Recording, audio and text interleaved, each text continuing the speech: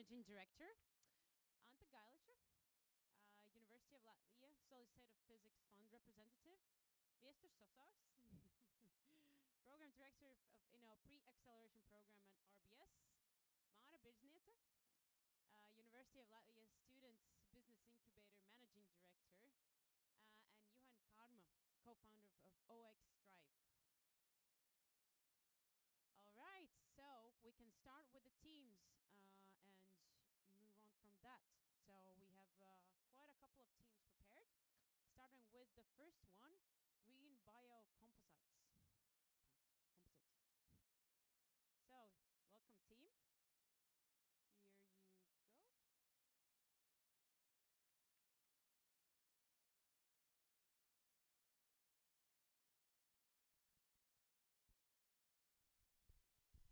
Hi everyone, we are Proton Soup, a group of students who are really into chemistry.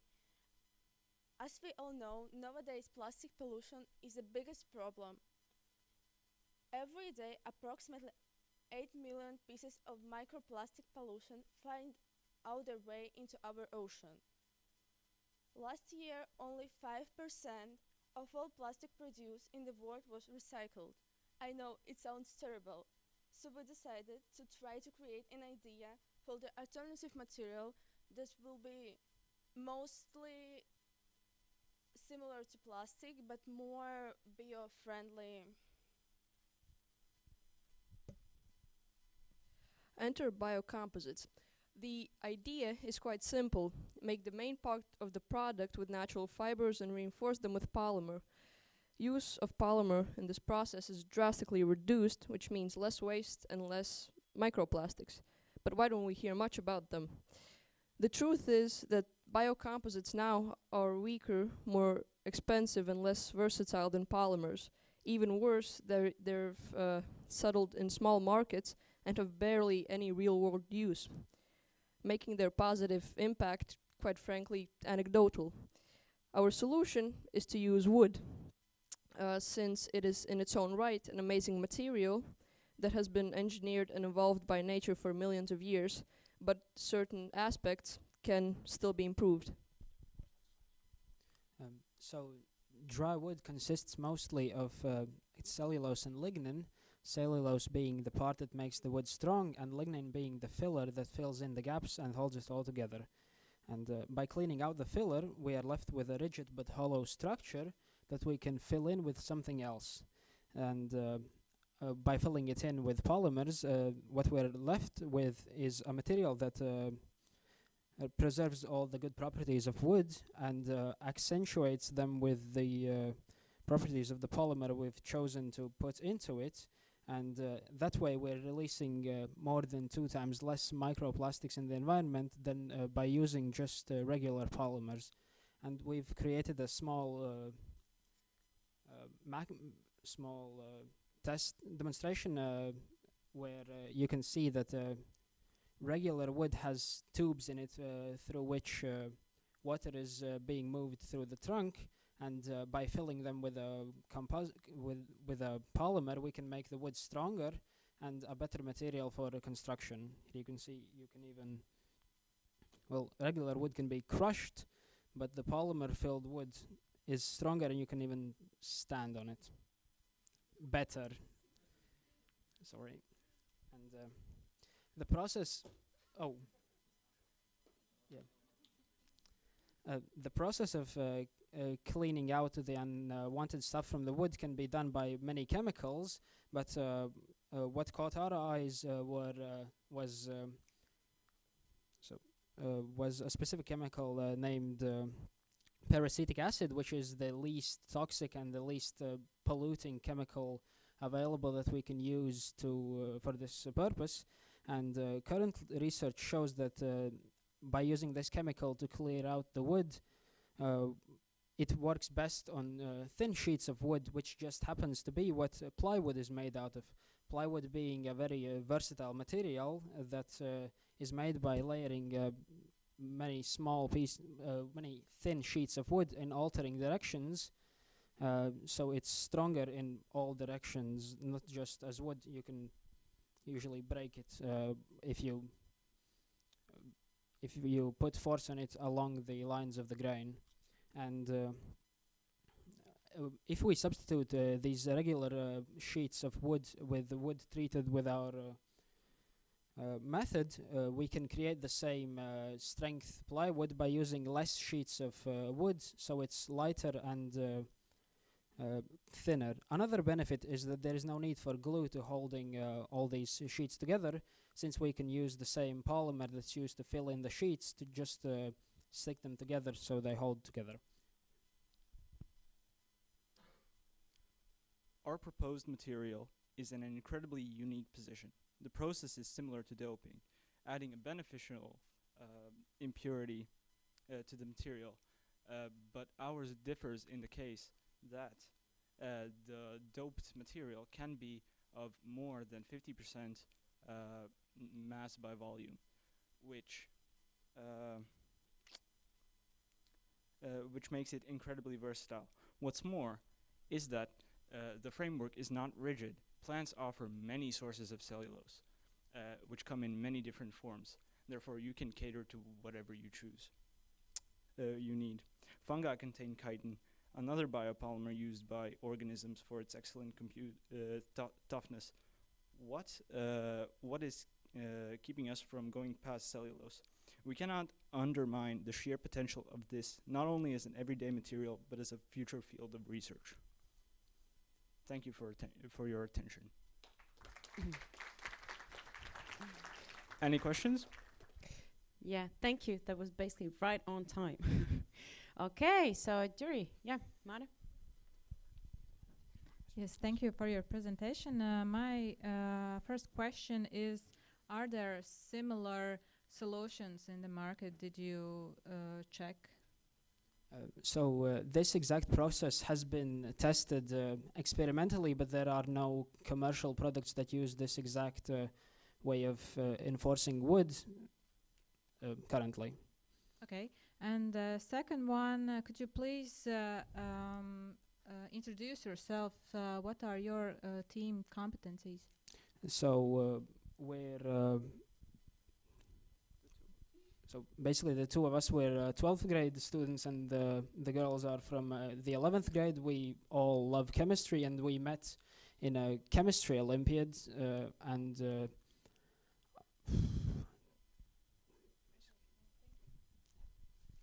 yeah, I have one question. You said that the problem with existing solutions is price and performance, and if you compare for price regular plywood with this one, what will be the difference? So we haven't made any plywood this way yet, but even if it's slightly more expensive than regular plywood, it would have some different uses that you just can't use plywood for. And for example, some uses where the mass of the materials used is of very important. Maybe you could use a slightly thinner piece of our plywood instead of regular plywood and get the same effect and save some mass on the application. Cool. Thanks for the presentation. Quite impressive. First of all, how did you come up with the idea in 11th, 12th grade to kind of do something like that? And also, what would be in your mind kind of the potential applications of this technology and materials? Like, where would you use it? Who would be the customers for this kind of a product? Sorry. Okay, how did you come up with the idea? That's most interesting.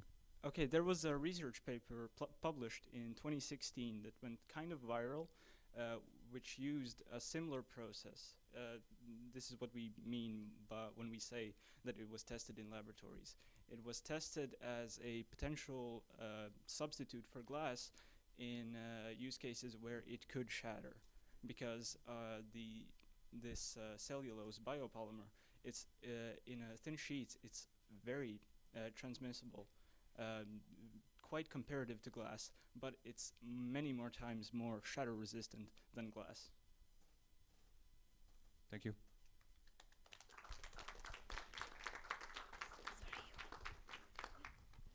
Thank you, team. Wonderful presentation. Thanks. Okay, so what do we have next? We have energy tracker. Team energy tracker. Woohoo!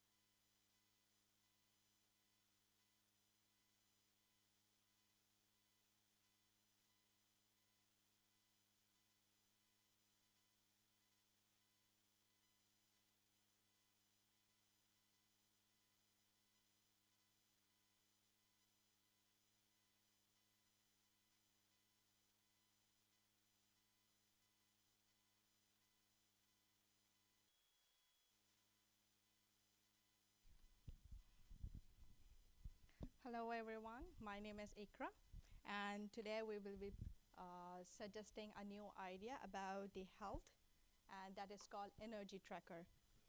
Basically, it's the sensor we will be talking about. The problem we see right now is that the food which we are taking on a daily basis, it has some issues in a way that it's not very healthy. It is lacking with the nutrition balance. For example, when we are taking the food, it should contain fats, dairy, carbohydrates, protein, etc. And if we are not taking the food properly for any reason, it could be for example, the food is processed, how it has been grown, and if there is some chemicals added in those products, we are not getting the proper nutrition from the food. So, and also due to the lack of information that if something happened to our body, if something is missing, for example, if I'm feeling weakness, so what should I do? And we don't have proper sensors right now that could diagnose the real-time problem. And if we don't know the problem, then we cannot really find the solution. So for that, we will be inventing a band. It will be with the sensors.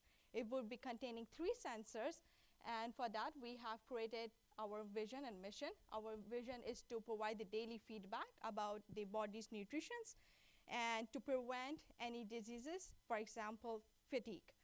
Another, our mission is that we will be developing wearable sensor, and it will be in the form of the band, like a watch.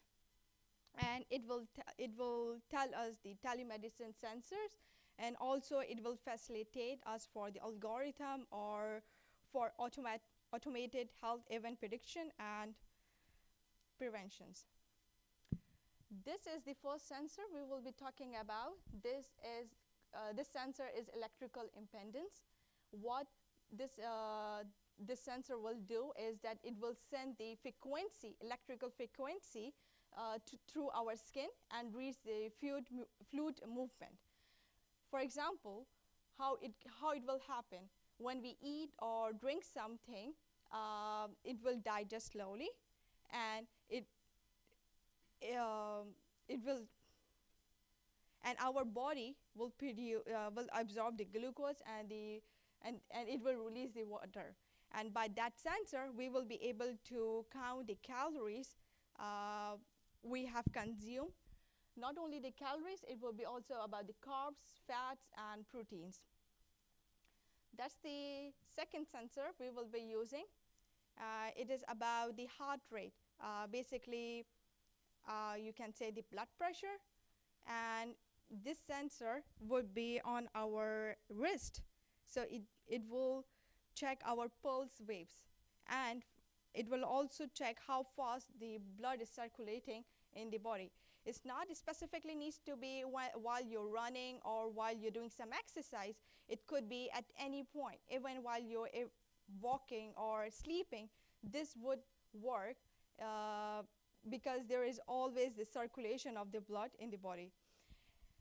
What this sensor will give us, this will help the patients, for example, who have diabetes or some cardiovascular issues. If the person already know by the sensor that their blood pressure is increasing, they would have taken some immediate actions. That's the third and the last sensor we will be using. That's for the sweating. That will monitor our sweat.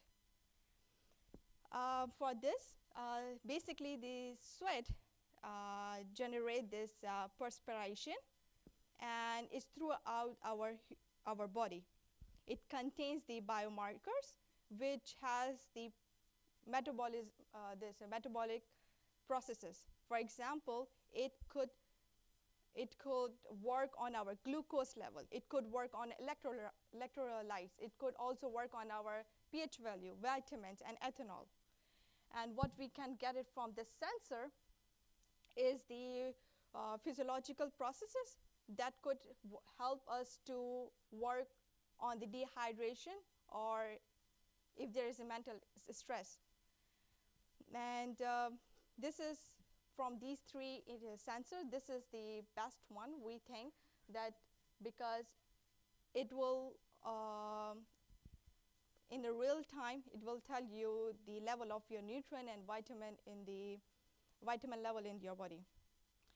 This is the product. This is the product would look like. It will be like a band. So basically, it doesn't have any battery.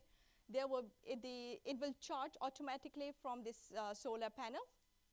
And also, you see that there are gray dots. Basically, those are our sensors. This is how the report will go to the applications, and it could work to any of the application. Here is the question that why we do really need this product, and if, for example, if there is no such product, so still we can survive.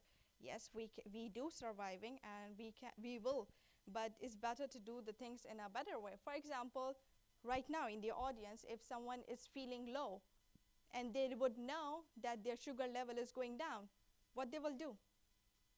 They will just simply go to the nearest store and take some sweet, some chocolates, for example. So that means if they know what they have to do, they will take some immediate actions. So that way, we think that this ban would be usable if these sensors will tell the person if there is something missing in their body and what action they should take. And this 10 more seconds. These are, so this is the list of our team members. The first is Yanis, here. Then we have Romans. He is working with the research part. Then we have Jens over here. We have one more member, Dostan. And the last one is me, Ikra. So I can introduce a little bit of myself.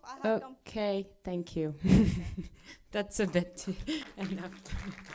Thank you, team. It's a great presentation. I'm sure you have quite a lot to share, but we have to be equal for everyone.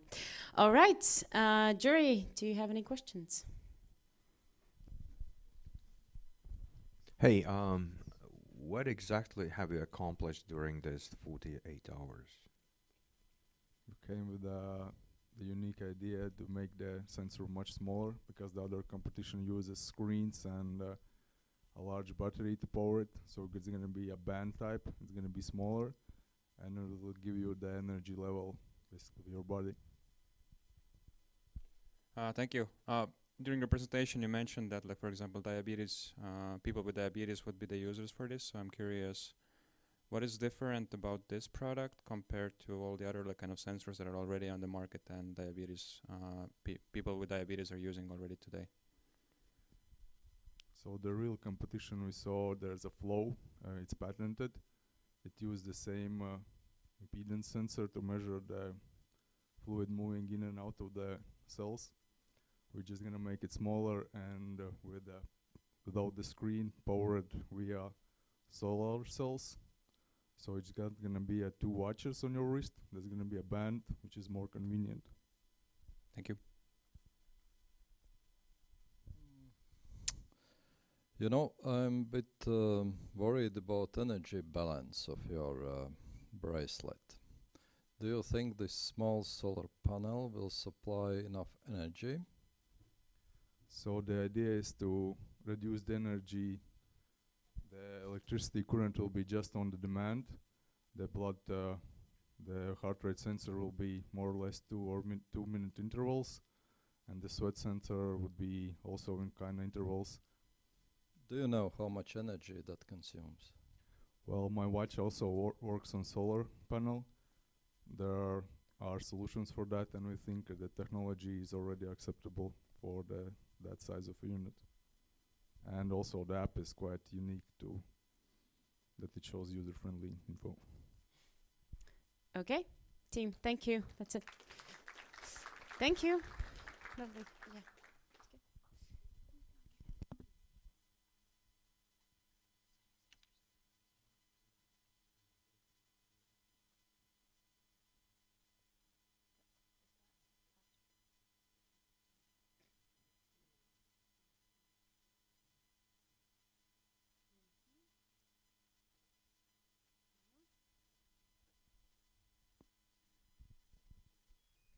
Okay, so the next team is Neuromax. Give it up, guys.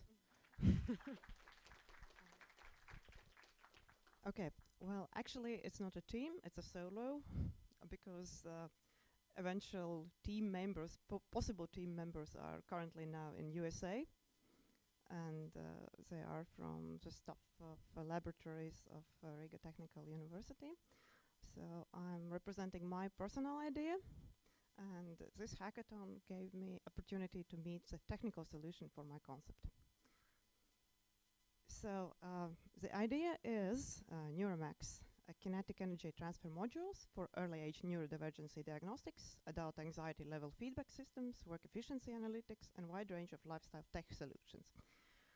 So if we speak about the target auditory, so driven by both mostly genetic and environmental factors, an estimated almost 1/5 of all the world's population exhibits some form of neurodivergency. So it including ADHD and autism, and in fact it's overrepresented in STEM fields. So that is the reason why in next 4 slides visually I will be dedicating it to the diagnosed overlaps, which are mostly popular, especially in the STEM fields. So if you feel some sort of connection with that, you're welcome. While I'm telling the next stages. So stimming. What is stimming? Stimming is a movement of compensation for sensory overload, and it's a characteristic feature for the spectrum. And that is also present in neurotypical society as a form of stereotypies. Stereotypies in cases of post-traumatic stress and anxiety-related syndromes. So such phenomena creates kinetic energy, and this kinetic energy is available for gathering of information about stimming patterns and physical manifestations of those anxiety levels. So in this case, data is direct, physical, and by that very hard to compromise, especially in the long-term observations, giving all the necessary objective baseline for evidence-based research. Problems with existing semi-legit systems include very heavy GR-lab equipment and also subjective interview type of evaluations that most commonly trigger Hawthorne effect and other psychological problems with test subjects. So in this case, even anxiety scale evaluations like Hamilton scale mostly request a very high level of emotional self-awareness, which is a paradox because in our modern society, where a majority of people is still living daily life in severe disconnect with our physicalities and with our emotionalities. So given data in longer period gives a wide range of opportunities in search for therapy and adjustments in our daily regimens, improvement of study and work efficiency. So overall, the most important thing is that such concept is not compromising our overall life quality. So it keeps our independency and autonomy. So the given task of data input and output can be achieved in cooperation with Riga Technical University. That is a solution what I have found during this hackathon. So appropriation of know-how both in Institute of Technical Physics and Institute of Materials and Surface Engineering. So currently working in the field of TANG, which is triboelectric nanogenerators, is Professor Andris Šutka. Also in early developed stages, we can use for realization a cooperation with piezoresistive rubber composites. In this case, that could be an organic caoutchouc composite materials. And here in Technical University, there are lab workings of Professor Maris Knitte.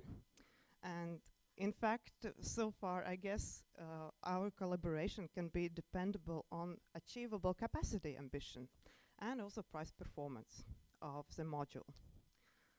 So if you look at the scheme, you can see that there is also a Teflon compartment, which is unique know-how working of laboratories here in Technical University. So the completed technical module would include an amplifier, and in this case, lucky for us, it's a self-sufficient sensor because it's indicating movement and also charging on the pressure, as well as turning kinetic movement into an electric feed for the same sensor. So it's sending data to the software that collects this whole info, which later can be analyzed by pattern recognition artificial intelligence. So the main task would be gathering the different patterns for competitive analysis. So we can get patterns you can later use for real-time connectivity. So such technical solution in the case of triboelectric nanogenerator would include zinc stanide nanoparticles and specific Teflon inlays that, well, sorry for the pun, but in this case it can be literally charged by your stress.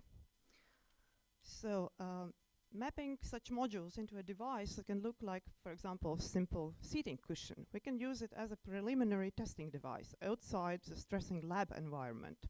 And in that way, limiting potential research-related emotional trauma, for example, in observed juvenile subjects. So calibration and testing of module can be done in cooperation with expertise in the field of psychosomatic medicine and also with psychotherapy. Bringing in such interdisciplinary connections can improve science evidence-based research in psychotherapy, because currently we have large issues with research replication and credibility. So such modules can be used also in commercial wide-range monitoring devices for personal use and also for self-control solutions in anxiety treatment and, for example, addiction treatment. And large commercial market can be offered to human resource solutions like work and study planning cycles. Smart planning is vital in rising creative productivity and individual efficiency. So-called socially accepted need to suppress our stress, triggered and related movements, can drain as much as 45% of our work productivity. But in cases of employees on the neurodivergent spectrum, it can lead to their counterproductivity, and in worst scenarios, even disabling consequences. That would be such a huge loss for any industry. Don't you agree? I have, yeah, okay.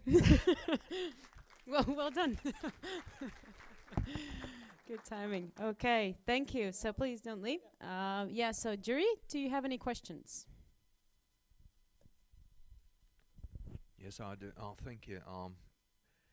Did I get it correct that you having this sensor that could be embedded in different things people like sit upon or interact with, which then collect the patterns and help to diagnose or even kind of react onto your issues that have been diagnosed. Am I right with that?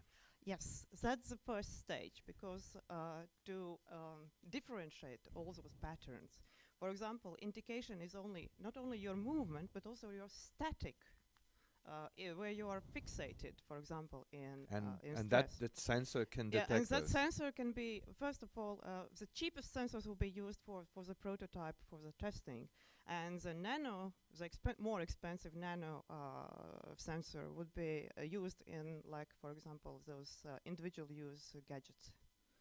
So for individual use. Okay. Can you talk a little bit about the commercial application of this? Like, who would be the customer using this? And I don't know, how is this problem being like solved today? I'm not entirely clear on that. Thanks. Well, today the problem is that neurodivergency is thought to be a problem, not a feature, and more as a stigmatized illness or disability.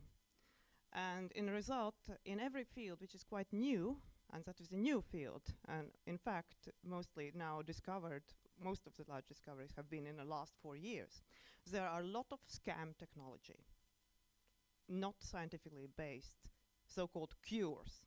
It's mostly a snake oil.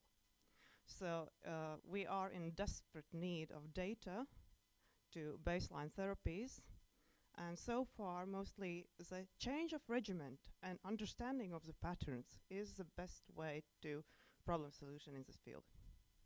Thank you.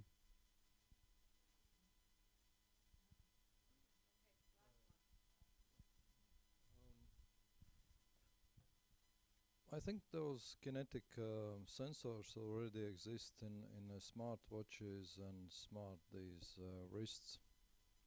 Any comments? The comment is, in a way, that mostly those biohealth technologies are targeted for sport activities, and as well as your daily activities, including your heart rate in a movement. What I'm tackling, it's your working regimen, which represents the necessity to stay in a sitting position, in a calm position, in a fixated position, and being working productivity. The problem with that is that only heart monitoring is not giving the necessary amount of information of those anxiety levels. So what we search for is more integrated, elaborate system of indications. Okay. Yeah. Thank you. Thank you very much.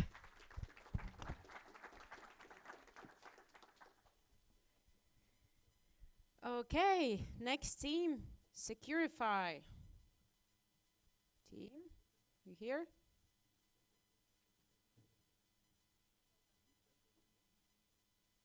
No? That's the right time, guys. Okay, next team, Phosis.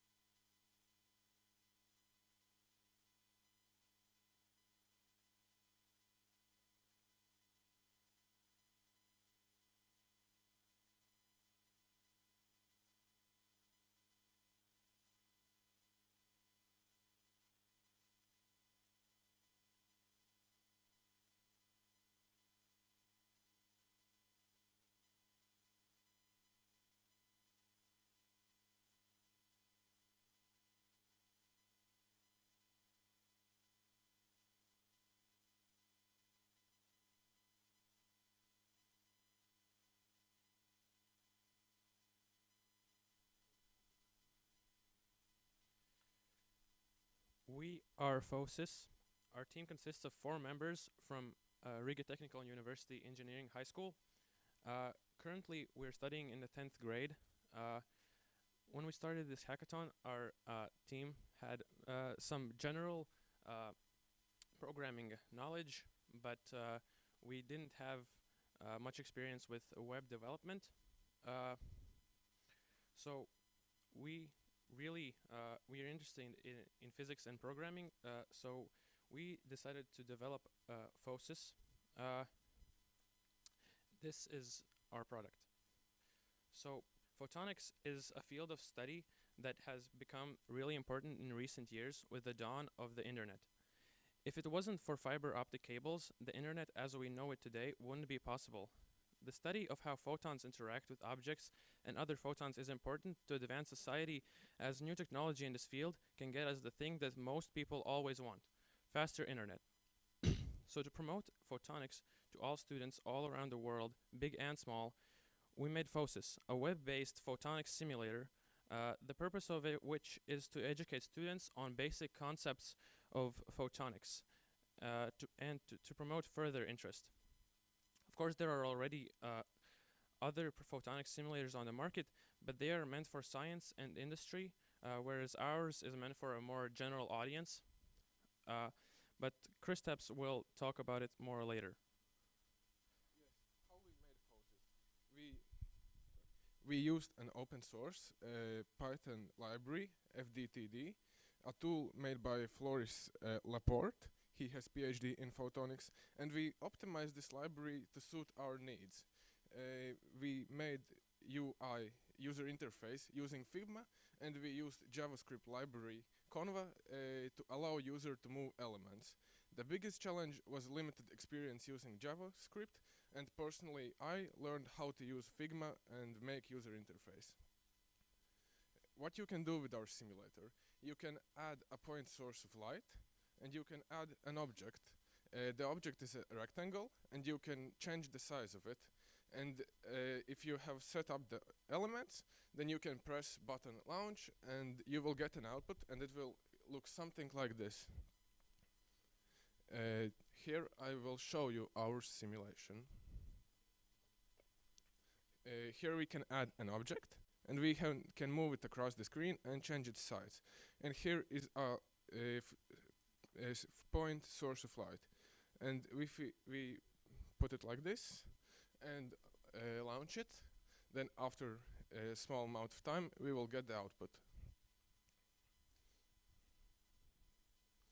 Now we got the output, and we can zoom in to see what is happening, and we can see that this material absorbs light, and with this simulator you can learn some basic photonic principles.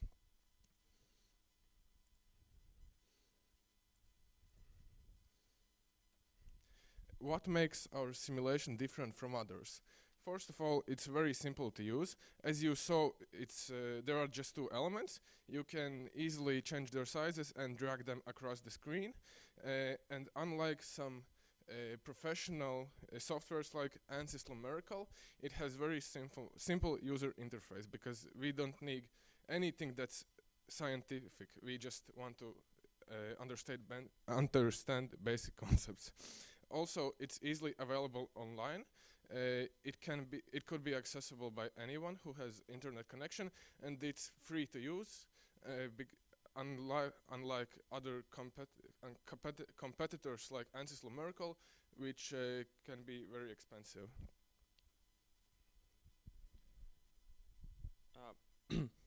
So we already mentioned some of the possible future improvements, but our full roadmap of features that we want to implement are a way to save the simulations, the ability to rotate the objects and just generally more shapes, and a 3D view to do the simulations in 3D.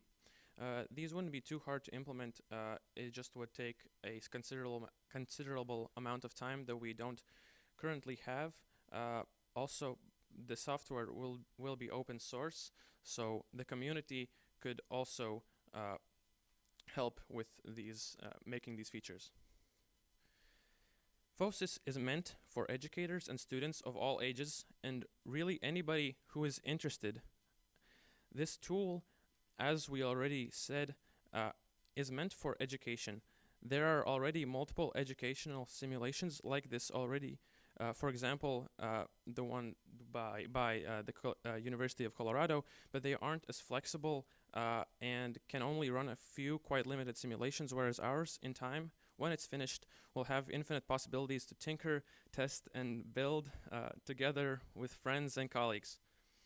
As for the business side of it, we're not sure. As for the business side, we're not sure where we'll get the funding from. But since there are a lot of similar products that are financially viable, we're sure that it will be possible. Do you have any questions? Thank you. Well done with the quotes. Okay, so questions. I can start. Really, did you make the simulation during the hackathon? Yes. Great. Someone does something here. Listen, is it a kind of a learning purpose, or you can also build something, like something, use this as a simulation for building some stuff? No, it's really meant for education. Yeah, you can. It would be too limited to really use for anything practical. What's the next simulator you can make? Do you have an idea what's going to be the next one? That's the first one. Should be followed by something else. Well, our idea is mostly to kind of develop this, add more features, and so on.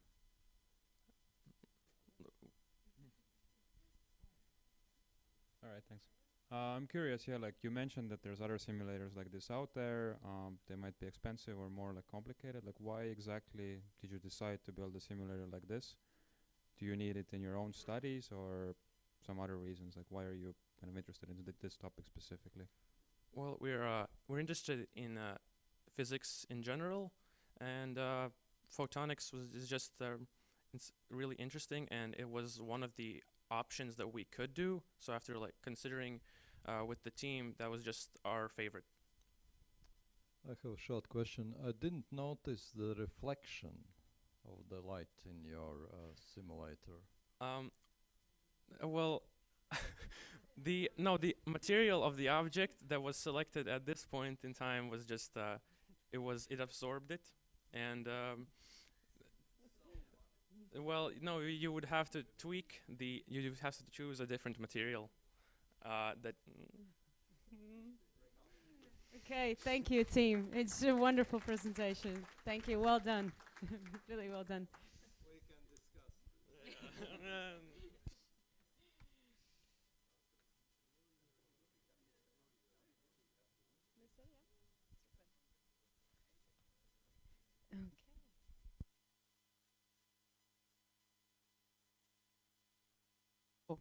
Next team is Ash Gaum. Is he here? Yes. Nice. I know you're presenting your own screen.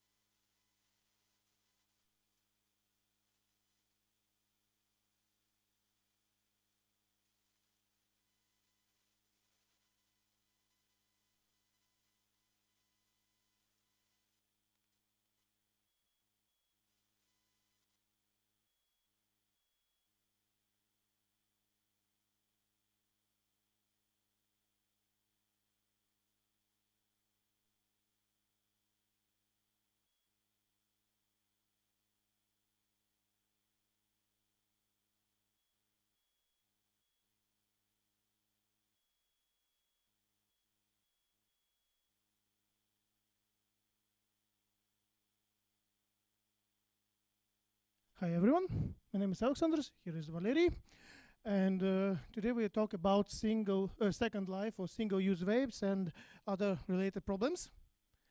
So we both are, we have master degree in chemistry, and my main team of research is optical active nanomaterials, and Valery is expert in electrochemistry and other fields and batteries. It's important stuff. So at the beginning of the hackathon, we have war in Ukraine, at the home of Valery. He's from Dnipro.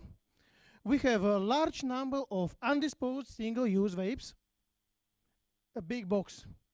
And the request from Armed Forces of Ukraine for power banks and small-sized lithium-ion batteries, because they use it plenty of much, and there is problem with energy storage in the battlefield and even in civil states. So, and the problem of retrieving stolen raccoon from Kherson Zoo. But this problem is not problem with this hackathon. So we are not able to save the private raccoon, but we can help to do it in more comfortable way. So the problem, single-use vapes, they are based on rechargeable lithium-ion batteries. You see here. So this battery used for heating the cotton, which contains this aromatic and nicotine stuff. I don't know the chemicals. So the main part we need this battery, and it's thrown in the special boxes or in the streets or in the trash, and then it's we think that it's disposed, but not. It's stored somewhere until someone finds the way to remove lithium out of there and somehow use it. So these batteries are not recycled, but they can be used to assemble power banks like this. Of course, it's bench made, but still several batteries are collected in one and attached to what it works. And of course, they are free. For free, it's just recycled. So. And the another use of these batteries, not only power banks, it can be inserted in night vision or thermovisual goggles, in the radio, in the drones. So this is exactly our battery. And recently in Dnipro there was a blackout, and surgeons were using simple lamps, headlamps, so it also our batteries can be inserted there. And main issues is sorting automatization, disassembly, capacity control, and battery assembly. And sorting automatization we were planning to solve in this hackathon, but we could not find the one who's fine in artificial intellect image recognition. And disassembly simply should be done by hands, as the assembly also. But we can solve capacity control for now. And the possible solution is device named battery cycler to 20,000 euros. Oh, no, more, even more. So it's not the way, because we are trying to make it all sustainable. We should not waste a lot of money for scientific equipment. And we made the one device to test all the batteries, one device to bring them all, and in the darkness charge them. So, and here is also written in the dark tongue of Mordor. It's just for fun, and that's the name of our team, Ashgaum, translated. So it's one device. It's based on Arduino. And analog digital converter, several relays, and DC-DC step-down converter. It seems to be simple. It can be used. We can adjust it to fit more cells. And also, this one is very good because it's based on Arduino. It can be used as a studying material in schools, in facultative some classes to study the battery science, because all these parts can be bought freely on AliExpress or in local stores, and the whole this setup doesn't cost much. It costs 20 euros, maybe now 30 euros, and it can be bought and use it to teach students in schools for battery science, for deep science. So in future steps, to make this one device suitable for multiple charging, to extend device to several channels, we want also to invite volunteers for disassembling these single-use vapes. It's hard work, and it's really time consuming. Then we want to design this device to make it usable for studying battery science in school. So it means mostly making like friendly user interface. And this is the issue we will try to solve later, because we are not the programmers. And for me, this part is the first time I was drawing something for Arduino. Yes, so that's all. Thank you for attention, and we have several supporters. They bring us these vapes, this restaurant Bosch and Dear Slavish, and many thanks to Armed Forces of Ukraine for protecting us. And that's all. If you want for interesting collaboration, please don't hesitate to write us. You're welcome. And also, what I want to say here, we have our working prototype. So right now it is charging and discharging this small battery out of made out of the single-use vape. And also we have our prototype power bank.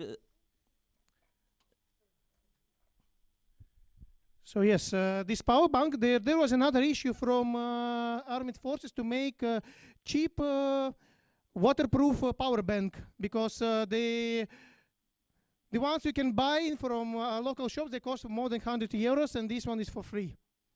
But it holds the water. It's like IP67. And it works, yes. You can charge your phone. We try to charge our phones. It works. Yeah. After the presentations, all presentations, you can come here and see. Thank you. Thank you. Thank you. Please stay for questions. So, Jury, yeah. Yeah, thank you. How many these single-use vapes do you need to make such a power bank? Depends on capacity you need it. Valery will answer. Yeah, in this power bank exactly we have 30 batteries out of the small vapes, and if we use bigger vapes, so we can use less. So first of all, super cool presentation. Love the Lord of the Rings stuff. What exactly does this device do? So do you understand correctly that like chargers and discharges the battery, so you can test and make sure that it's okay to deploy, or what is the purpose of the device? Okay, so here exactly this device it charge battery with CCCV protocol, let's say, and exactly this device discharge battery with just constant load, and with this stuff we can measure capacity of battery, and also we can track changes in capacity during cycling, because no one knows how long will this battery survive. So we want to check it. So we need to cycle this battery maybe 100 times, maybe more, and we'll see how it will work during cycling.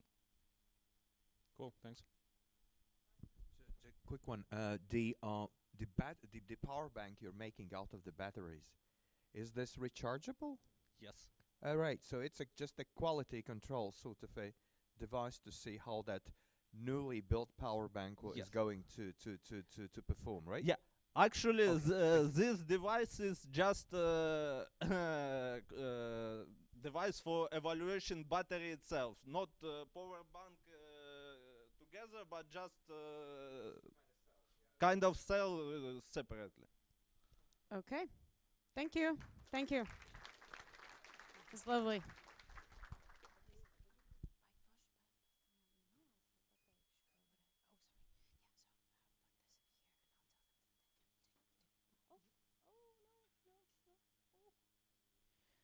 Okay. Ja.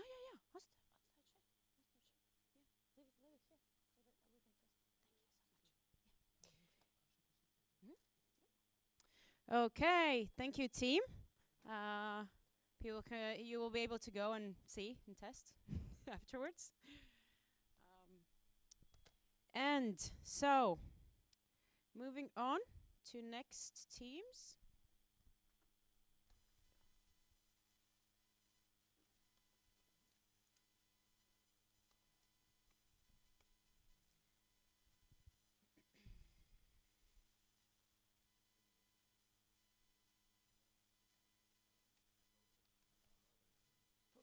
No, it's not again. So, next team, water desalination device. Woohoo!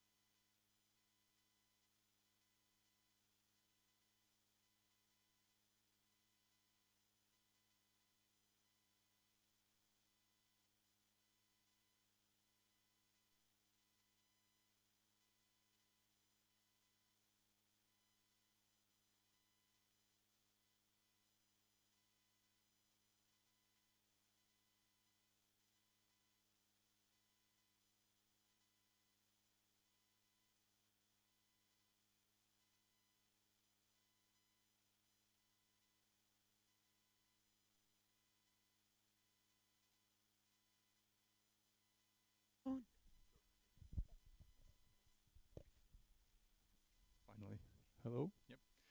Hello, fellow hackers and dear commission. Did you know that 1 of 10 people in the world lack access to safe drinking water?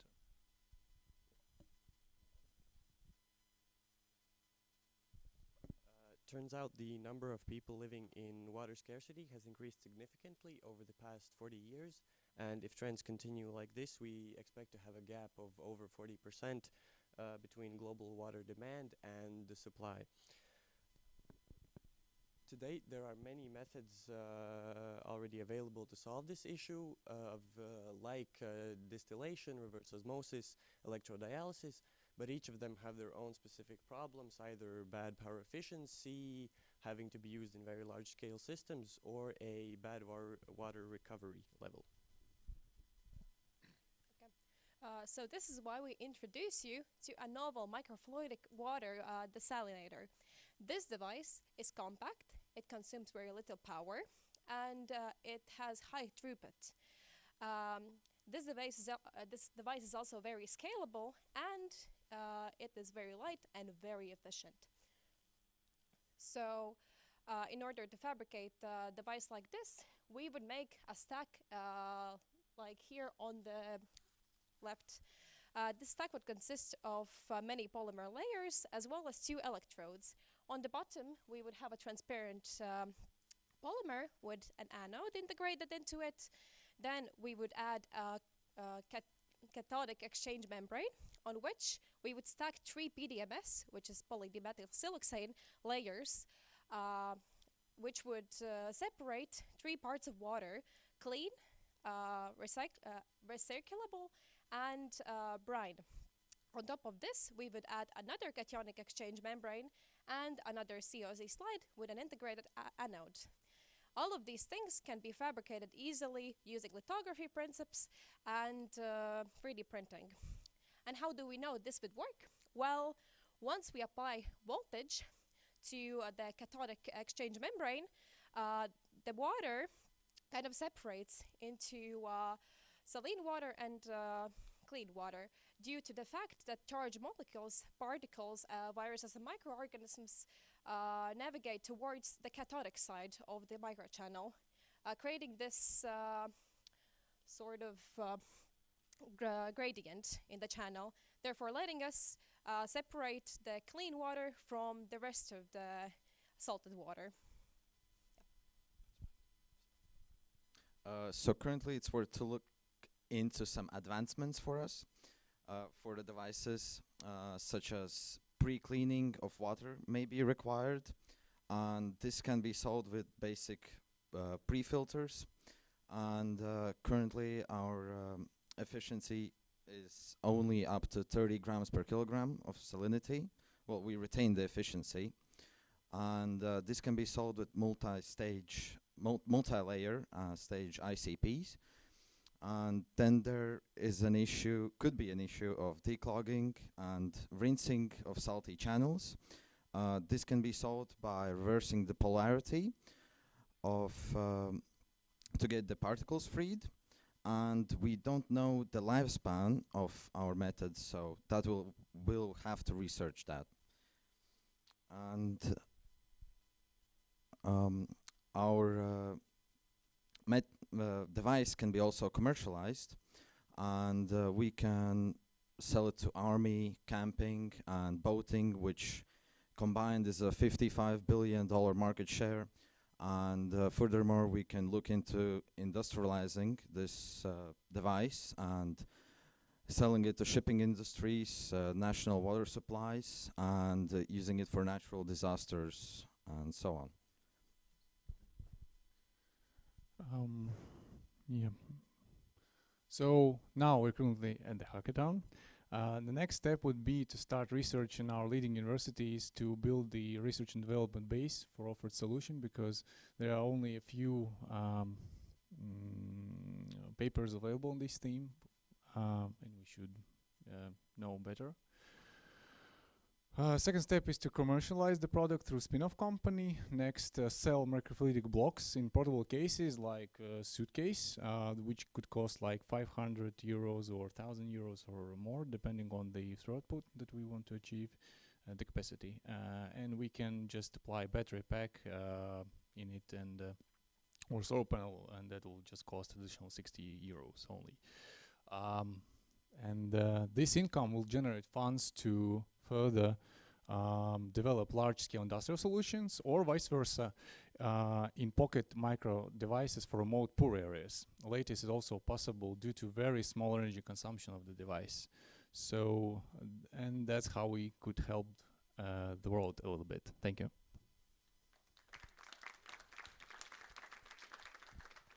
Nice, thank you. Okay, Jerry, do you have any questions? Thank you for presentation. Please, a little bit about your team. Yeah, so my name is Alexei. My background is I'm currently working in Institute of Solid-State Physics, and I come from photonics field and micro device manufacturing. I studied programming, but I also like marketing and business, and I'm doing that right now, so it was interesting to join this team. Yes, my name is Gunita. I also work in Institute of Solid-State Physics, and I've been working with microfluidics for almost 3 years now. So. I'm a high school student in the 11th grade, and I was really interested in science, so I came here and joined the channel on deep science. Yeah, I just want to add that it's really interesting that we built this team, and each of us contributed to the idea and the concept, even Matis over there, so that's very cool. So each of us, yeah, so yeah, so it's not like one of us developed the idea and then everything else. So that was awesome, actually.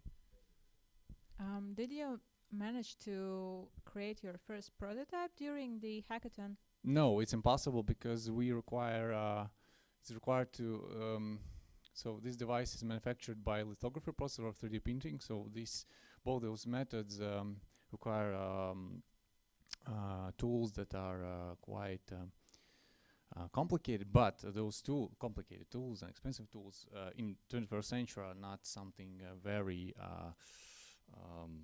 hard to get, let's say. So currently we in Institute of Solid State Physics and in Latvia University, in Riga Technical University, we have tools that enable this kind of manufacturing. But yeah, but Gunita has an experience in manufacturing microfluidic devices, so I think we can try to make some prototype in relatively small, short amount of time. But still, we need to look into the concept.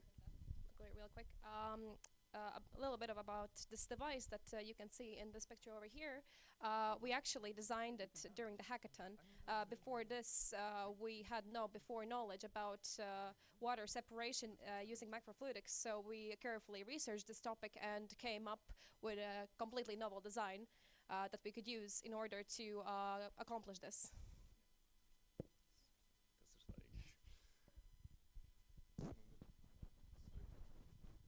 Thank you, team.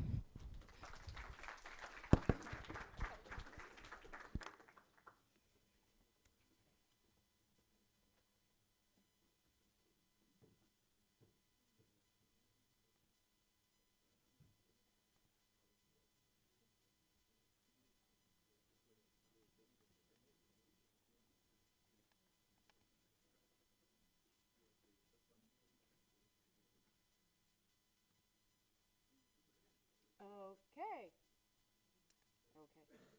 Is this? Yeah. All right. So thank you to the 2 challenges so far. So we're actually in half. We're actually a bit over half, I promise you. And let's welcome the next challenge, data and healthcare. The jury right here, Krista Yegorova. Welcome. And yeah, and Lauma Sila right here.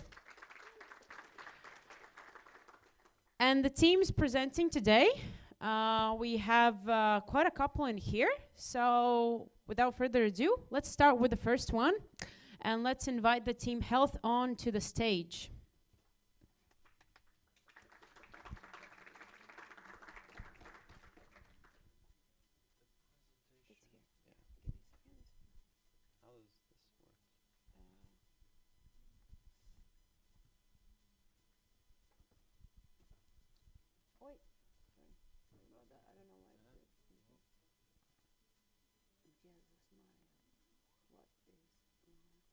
Which button do I press?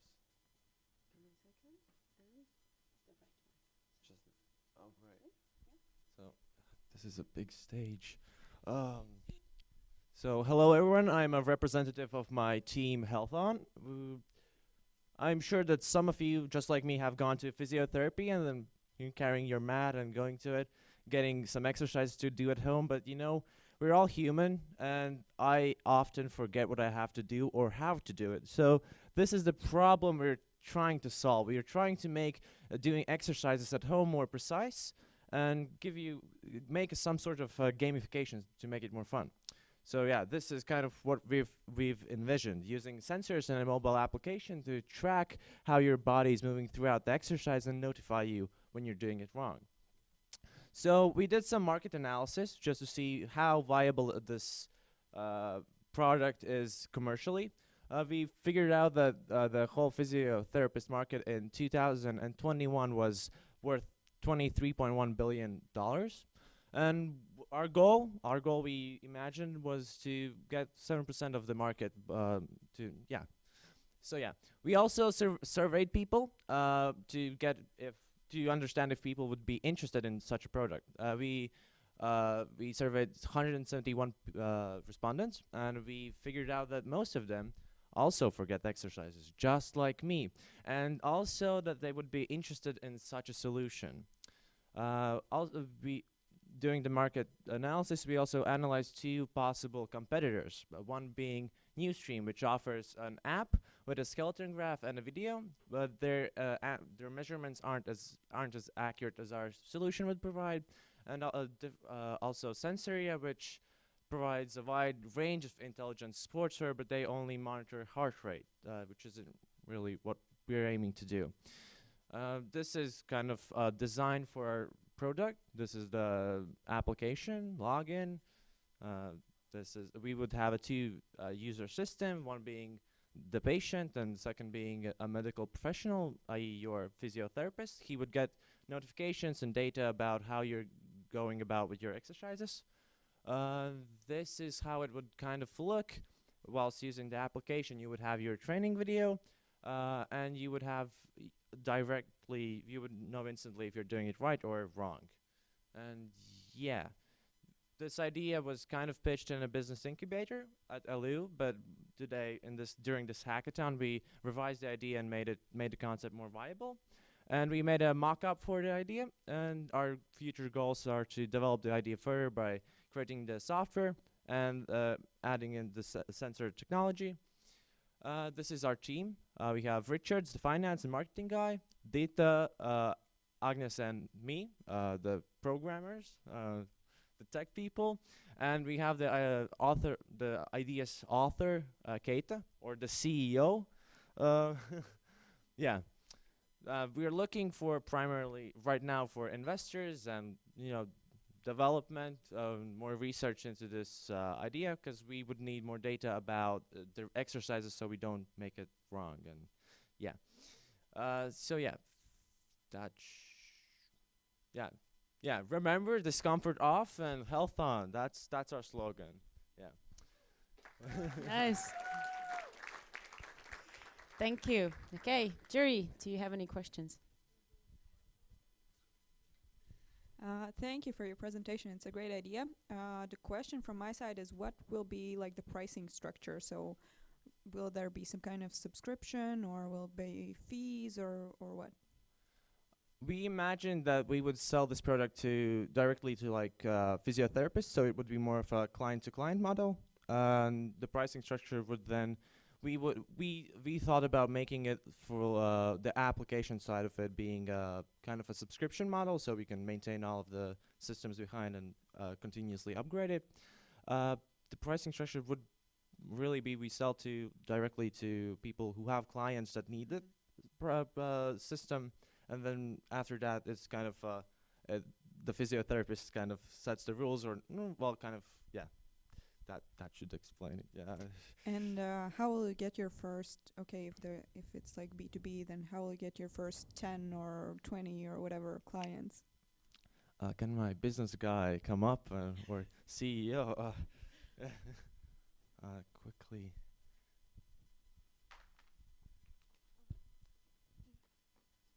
So the plan is, can I hear the question again? Yes, so basically you said that you're not going for clients personally, you're going for doctors. So how will you get your first 10 or 20 or 100 or whatever clients? So the plan right now is to implement the application in universities where students studying physiotherapy, they could just test it, and we could have this feedback that would be really useful. And then we just sell it or provide it first for free for other physiotherapists, just to test it, how it works, test the waters.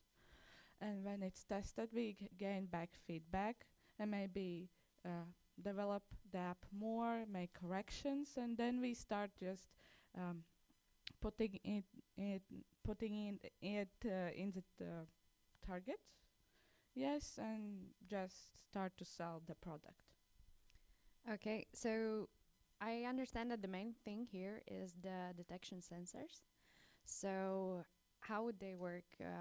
What kind of a device would that be? Would that be a wearable, or that comes together with a app, or how does that work? So our idea is using wearable technology, similar. You can kind of think of it like your smartwatch, but it's just a sensor to track where it's located in space. And yeah, it would be you just strap it on, or maybe like a tape, put it on, and it kind of works out of the box. That's if that answers the question. I meant are you adjusting the app to already existing sensors, or are you making your own? that's kind of the idea. We take already existing technology and bring it to a new sphere that doesn't. From what we've read, there isn't a solution for this, and we thought it was kind of an empty space we could fill. Okay, thank you. Yeah. Thank you, team. Thanks. Okay, so let's see about the next presentation. So if you know who you are, as well, as I said previously, be prepared to come to the stage. Okay. How do I do this? I cannot get the button in there.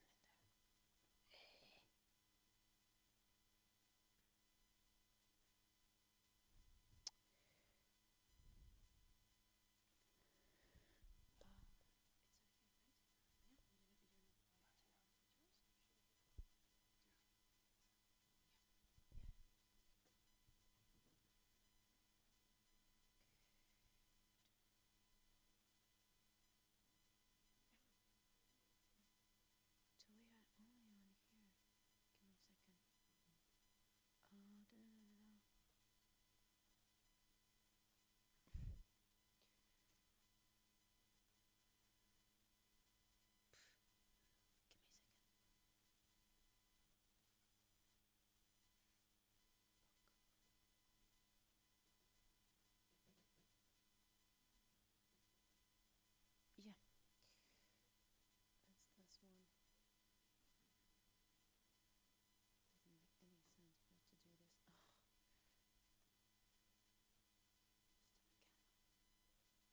make any sense for it to do this. Okay, so welcome the next team, Olin. So wait, give me a second. Oh, okay, so we had a different section, different sequence. Okay. So where do you have?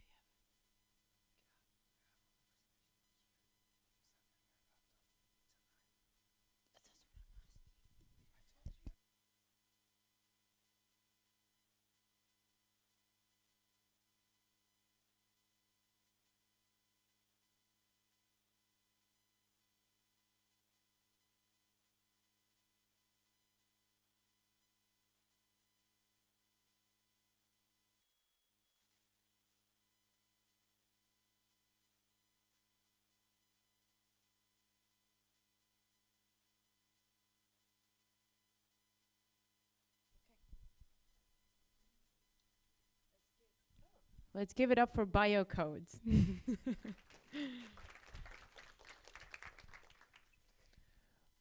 So good evening, everyone, and we're Bycode. And today we're going to present to you our idea, our technologies that we're planning to implement. And so, as you can read, our motto is the confidence in every second. Let's start with the problem itself. Annually, there are 9.6 million people die due to the health problem and with the late response of emergency services. And let's view some quick facts. So that means 35% of people, or every 5 out of 15 people cannot wait for the response of an ambulance and pass away because of that situation. So we're planning to change this. We want to be the game changers in this sphere and improve the statistics. So during the hackathon, we could manage to bootstrap our demo version of a website, which we can demonstrate to you a bit later. As you can see, this is a small screenshot of its pages. And regarding our project, so as Rollo May said, the human freedom involves our capacity to choose the one response towards which to throw our weight. And now let's listen to my colleague Asadullah. Hi guys, We have problem with, and here is our products. The first thing is our bio ring, and the second one is the bio card. First thing is about them. They have NFC tag that is engraved in without. They don't use any energy. They just engraved as the just simple the name. Then the bio card has only one NFC, and you can use this the card via your website by getting the money out of your main card. For example, Mastercard. Just you add the money to here, and you can use this card as twofold. And the next, and one more thing, as the main product is our bio band. This thing is, I was working on this for 3 months. The first thing is about this. It has solar panels that is flexible. You can flex them for any degrees, and they are charging through the sun, but they are connected to graphene batteries to power them and keep the capacity for the long time. And you don't need to charge them due to solar panels, and they're long-lasting for a lot of years, even possibly for infinite days until they die. The prototype of this, for example, you have your children and you have some emergency situation. The roadmap. Oh, I forgot. Sorry. The roadmap is prototype is early versions of band. We will work on that because I have 3D models of all the products. We can show that after the presentation. Then pilot collaboration with local hospitals to implement that into our hospitals local to see the feedbacks and change something that is needed. The next product upgrades. It's like related to collaboration with hospitals. And the next thing is market uptake. Step by step, we would go to global market, we think. And yeah, that's all. Yeah. Before the end, I'd like to add something. Yeah, it's about our website. Why do we need it? So here it is. As you can see, on this page, there's brief info about you. For example, your blood group, second, it can be second, and plus or minus sign depends on your blood risk factor. And for example, the website can also access your location if it's needed and show the hospitals nearby if you urgently need. Also, it it shows you this balance. For example, when you attend the doctor, he may send the invoice to your profile, and there's no need to wait any quiz to pay for your bills. You can do that directly to this website. And on the last, you can see, for example, your appointments. Maybe you forgot, and you just enter the website and look up when you have. And also you can see the timeline, for example, your past visits, the day, the date, and the graph, for example, how many times you have attended the hospitals during the specific year with the beautiful graphs. So here's the device list. Users, if they interested, can buy it. See the description. Please don't pay attention to the description, it's random words.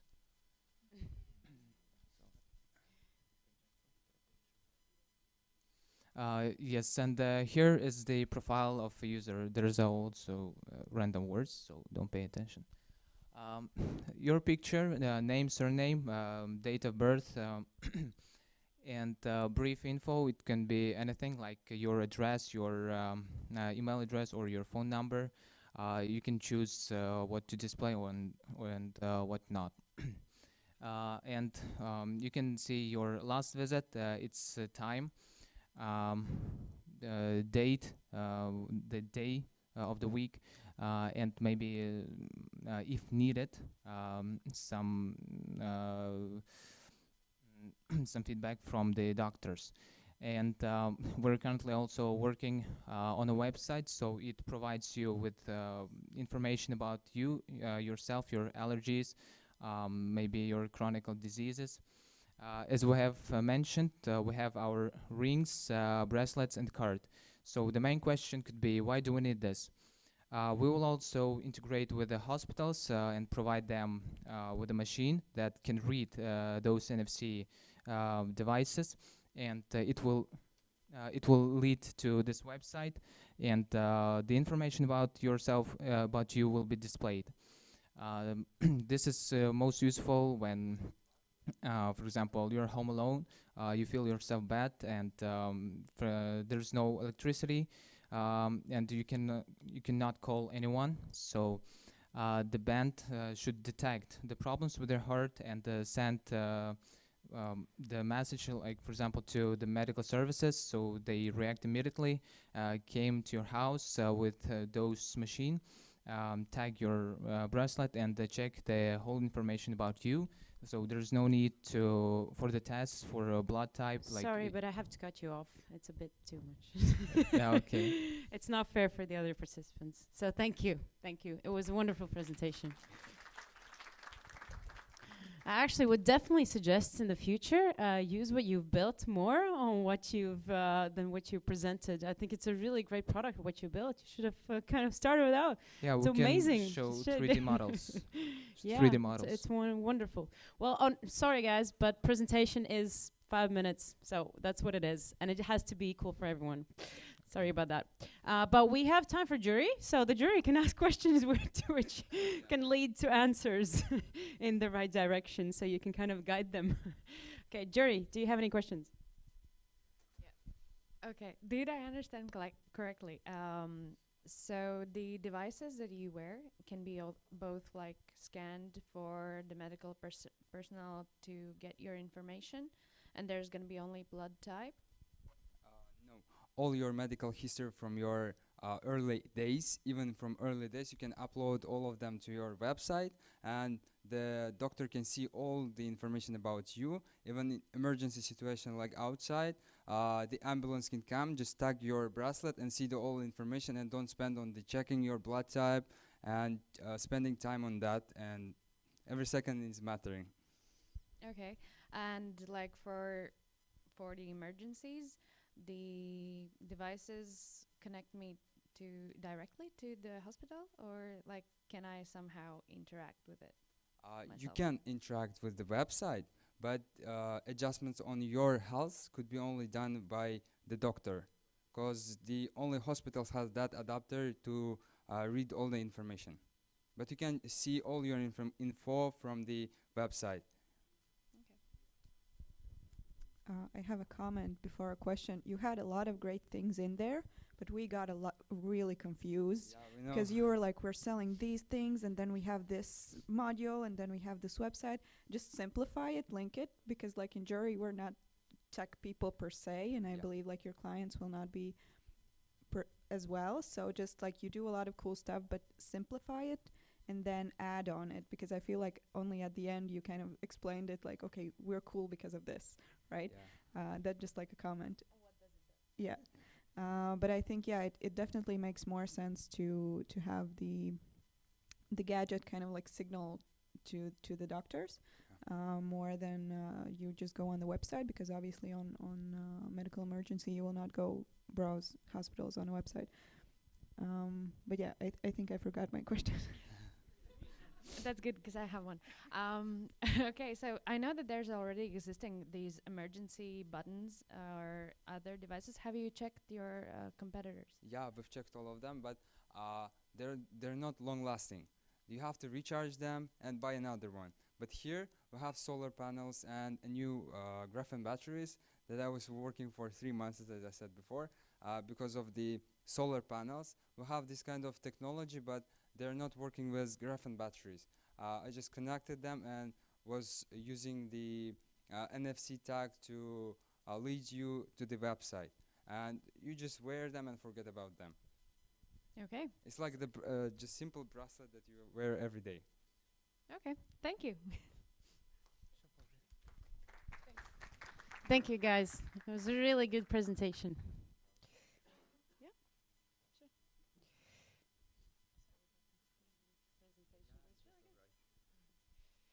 Okay, next team, come on.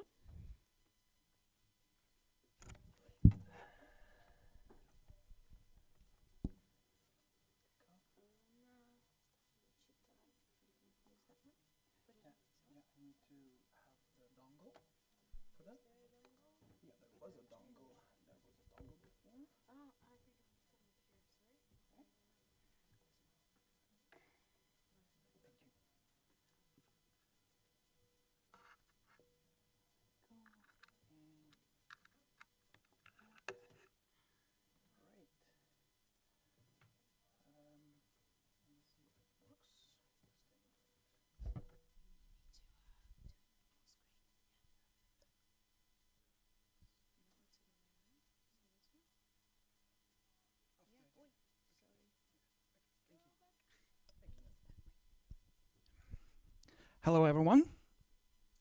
So I'm pretty excited and nervous at the same time to introduce you to one of the products I've been working on. So it's called All-In, right?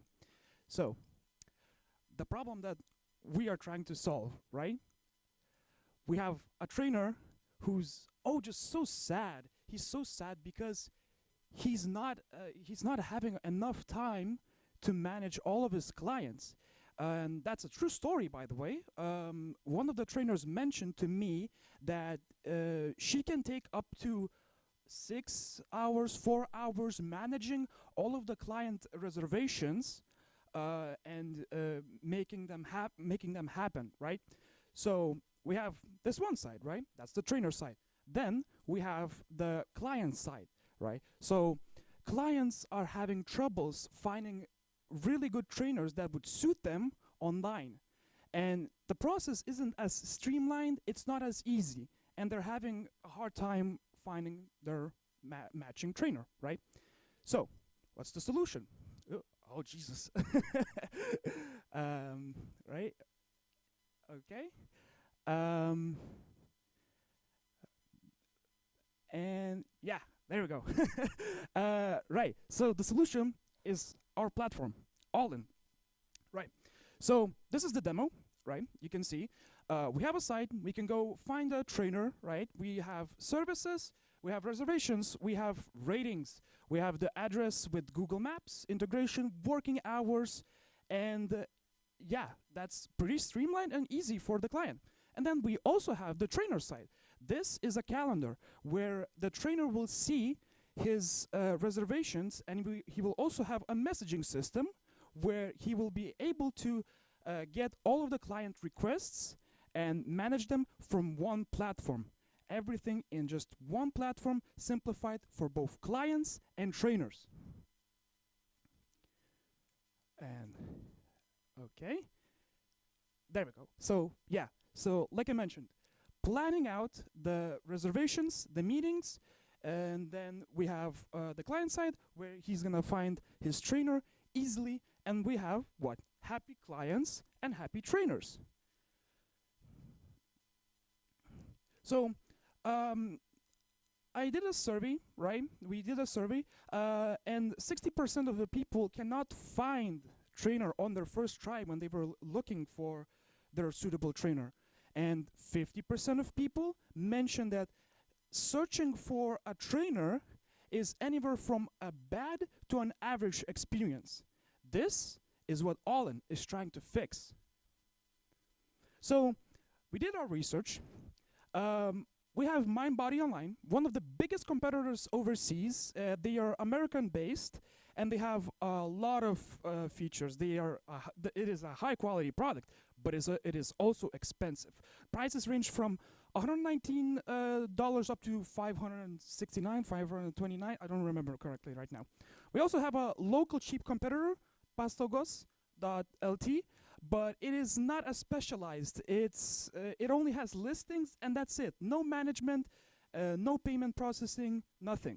Then we also have Body Sky, which is in Denmark, but it is more focused on the client side, and it doesn't help the trainers as much.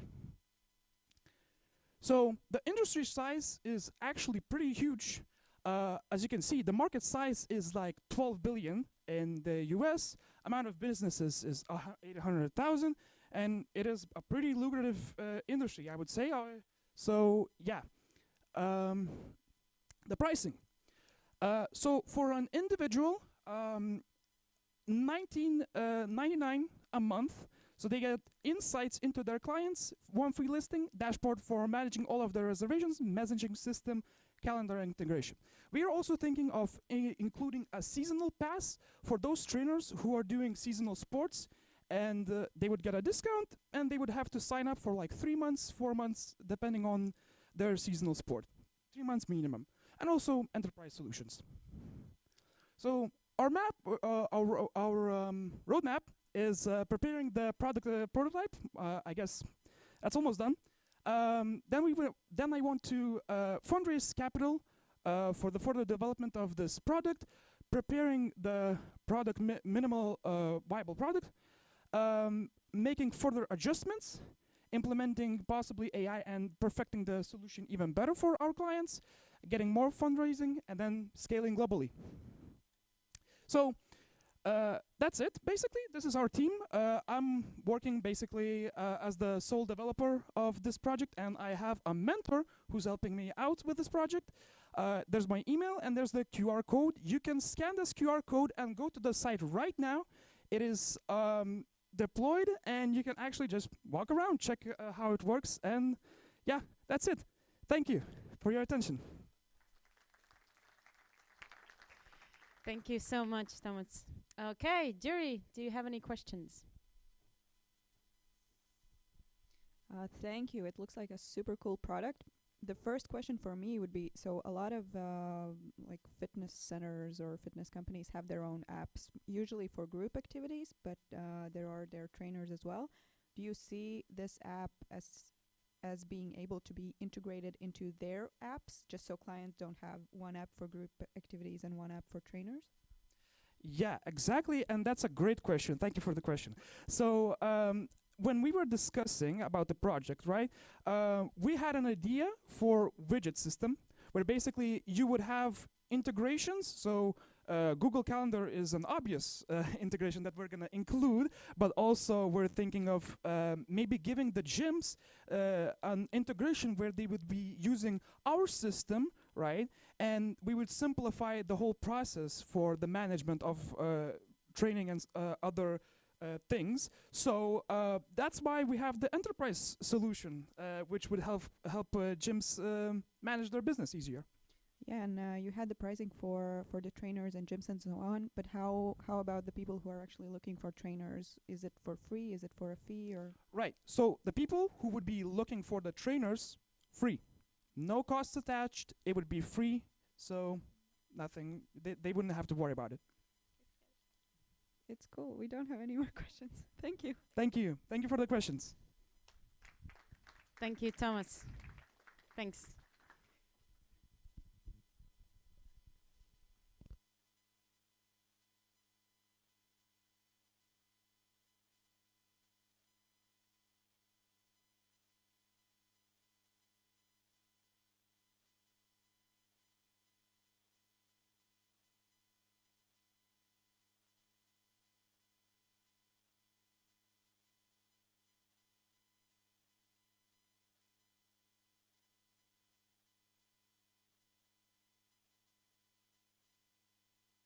Okay, so the next team, I think that I, as far as I know, have is Smart Foods.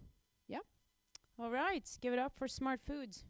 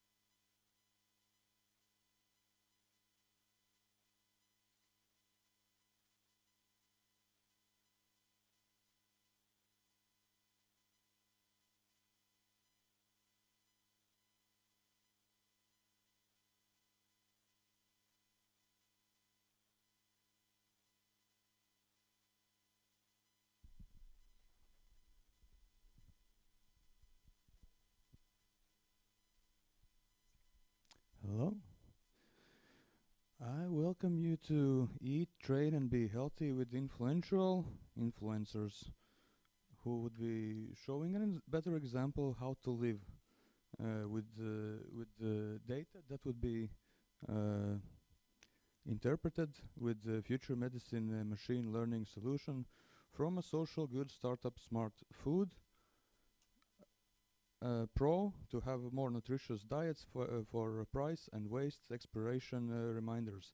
It's an app that will interpret data manually entered and collected by different hardware in user understandable, interpretable system game solution.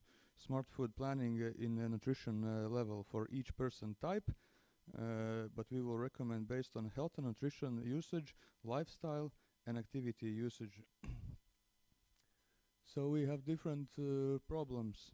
Like food functions like communication. We also need to have for each body needed, necessary, required nutrition wish list. The price also changes the possible health for students also. Also changes different preparation techniques.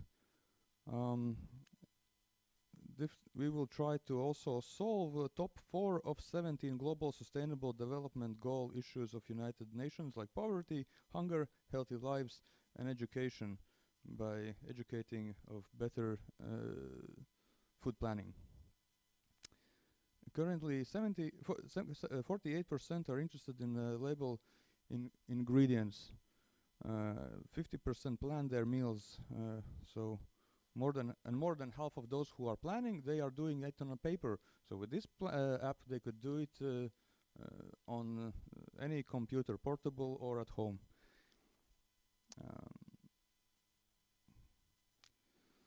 So customers with health, fitness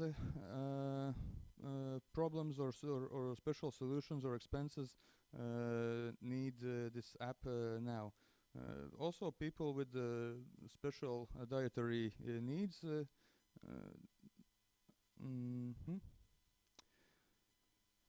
Okay, at the moment, people are very limited in their choices, as there is not enough information of the products, or it's hard to understand and calculate the best nutritious alternatives and to calculate most nutritious price per kilo. So people would be able to check on their recipes what food they would need currently. Also on the simple foods and prepared foods, you would get the calculated intake. Also recommendations of what foods not to eat or order. Like with the red, here is the example with chocolate with the bananas, and who has allergies. If he has selected that he has ones, then warning that food contains nuts. And so on for other, like farmers, restaurants, convenience stores, and possible deliveries. Then also it would go as a little social network. Now people are also changing from Facebook and from Twitter to Mastodon, just because it's cool. More cooler, we should make that people would be healthy, and here influencers would be showing what they are eating, how they are training, and people could follow their plans and order the same foods. Check your water intake, your wish list plan, and fitness needs.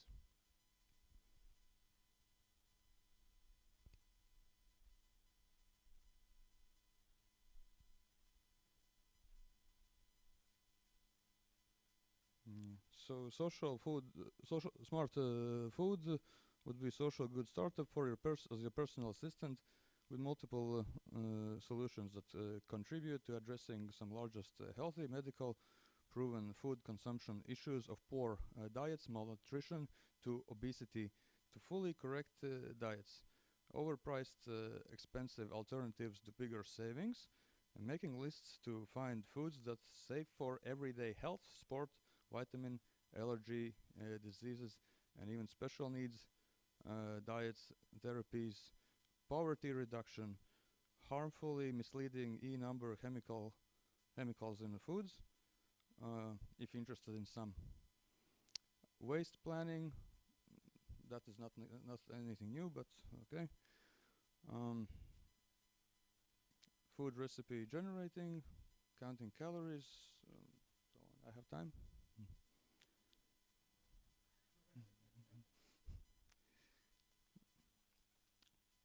The most popular diets can be found in smart food that are low sugar diets, plant-based diets, or low carbon diets, or climate diets, low carb or ketogenic diets, intermittent fasting, paleo diets. Oi. You have 10 seconds. It's okay. Yeah, so we will try to also solve the world crisis. World peace. Casually, and that will help. Just sign up smartfood.pro. Currently the website is taken only into the subscription form. Well, good to know. Thank you. Just put your email. Wonderful. Thank you. So, time for the jury questions. Okay, so this is one website or an app that is like solving all the world problems. That's cool. Four, possible I'm four. sorry. Yeah, four. Okay. My question is, with what is it linked with? So it checks like, how do I know my nutritional needs? Is it connected with the shops, or what is it linked with? So yeah, so that's possible. That as you saw, that was anyway seenable there. So yeah, new shops. Okay, but like, how do I know my nutritional needs? So well, based on your weight, size, that will be your calorie intake. Later, from the medical data, which you will be providing or ordering some testers, which have been with some percentage of mistake, the less the mistake, which will be the best options. So either your blood tests, or you have doctor recommendations, you add that. If you need vitamin D, then nuts. And if allergy, then no nuts. Okay, so this, by what you showed, it looked like kind of like a fitness well-being kind of app. So how do you compete with all the other apps that are out there that is doing pretty much the same thing? Other apps, so here also you enter manually what you have been eating. Also, you automatically can enter from what you have ordered, what you have already finished eating. If you have finished a box of 10 eggs in 3 days, then it's only then calculated that in 3 days you have finished them medium, so that you have enough egg whites and yellows. And then calculating what you need for the next order. What was the question? Well, you pretty much answered, but like, how do you compete with all the other apps? Yeah. So in others, you do it manually. Here you will be able to make a photo. We have in Latvia also one app which for school food in Data Hackathon a few years ago made making photo of school food. Approximate possibility can be recognized what you have been eating if you have not ordered from the partner shops. And if so, entering manually, automatically, and currently you need to do it manually, and that takes time. Okay, thank you. Thank you so much. Thank you, team.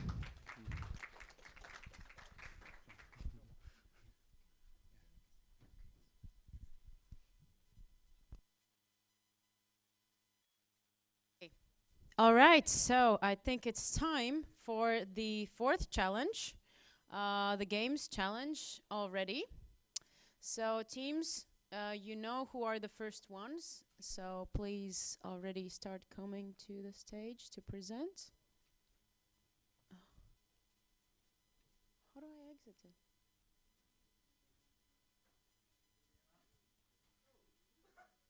Oh, nice. Give me a second. I will introduce the jury. Okay, so first things first, we have to introduce the lovely jury today. So, moving on to the games challenge, we have today in the jury Jazep Srutkis. Woohoo! And Ovis Zviedrs. Both of them are from game design and from the Game Dev Association. That's how we got them in contact. So they will be judging very deeply the game design competition. So yeah, beware. All right, and moving on to the teams. These are the teams that we present today, and we will start on with game health. All right.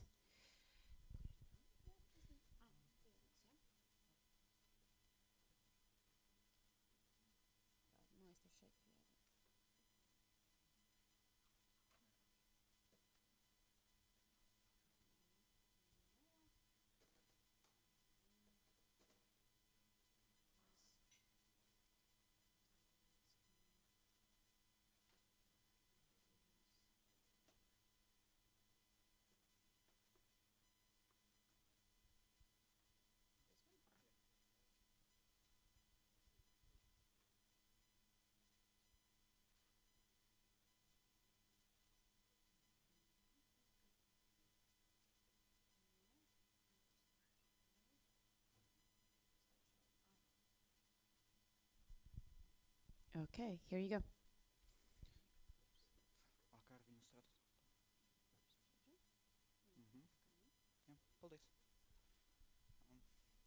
Hello, my name is Romans, and I want present you a game Uni Simulator. This is other game that was in the name, but and also it's game development challenge. So about this game is about life in Latvia University, where player need experience a student life, how the student life and explore these legends, scare legends stories, how people live, students where they don't have money, how is the other way to pass the exams or make a homework. Because honestly, not every student make every evening sit in the homework and write. They find other way how they can do just don't learning and study much easier. It's communication. Maybe they pay for someone, and it's very much a way to pass the universe done studying. So I think what my game will be in 3D survival simulator, which adventure quest, business trick puzzle elements, and it will be a multiplayer. When user need communicate with others player and also with simple NPC, how teachers, guests, or maybe technical workers. Yeah, and when they will communicate with others, they will improve their skills in communication, live being, and also they will choose the way how they will pass and how they will go the way to study in university. For example, you can anyway you can be smart. You can choose a way of popularity. You can way choose of money, and in the game starts, you will need create a character, but about it a little later. In there you just need make a different quests, puzzles, and other thing what will give you XP to level up. So about gameplay, when you create avatar, you have some functions what you can choose. Its avatar will be smart, popular, sportive, rich, poor, calm, loud, aggressive, and others. What will depend this characteristic. And characteristics could be a strange, popularity, knowledge, appearance points, motivation, happy points, conceptions, researchfulness, and communication skills, and also some others. And how you can play with this game. You can find a group, for example, hippie, young businessmen, sporties, smart students, music club, and join them and introduce in their life how they live in university, what they do, and how they just explore and share their things and solving problems. Yeah, each group gives some stats, acknowledge what is better than others. For example, sportist is more strange and commonly they are more popular than smart students, yes. Not always, but mostly. And for example, if you join smart students, your marks will increase, but communication skills and activity level could decrease. And how it's make level up? You'll need to make chess, solving puzzles, make new communication, and joining events, studying in the lectures, or joining competitions. It's very much ways to level up, but the XP develops in the harder level. In the game goal, it's just to feel how the life is in university and how it's to finish.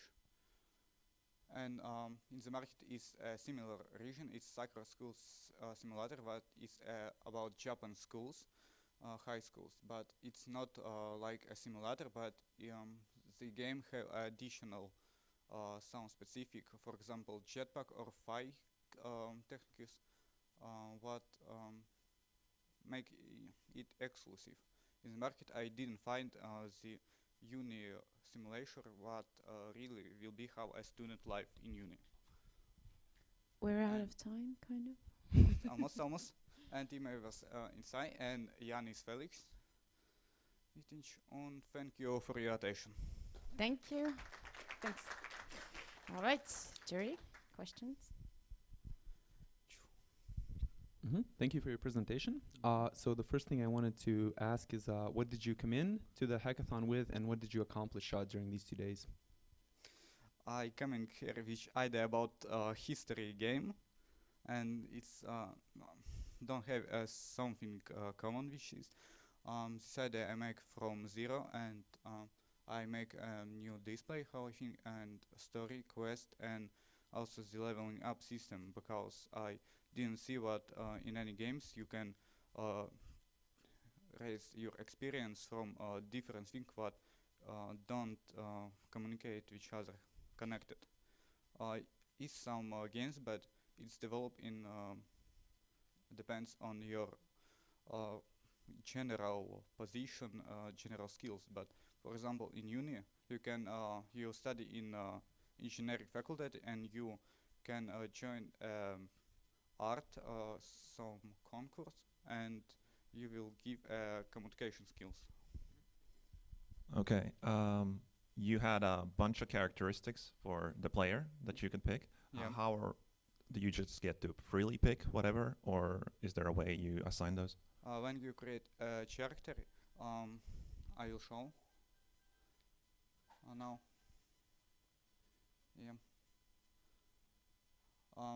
Yeah.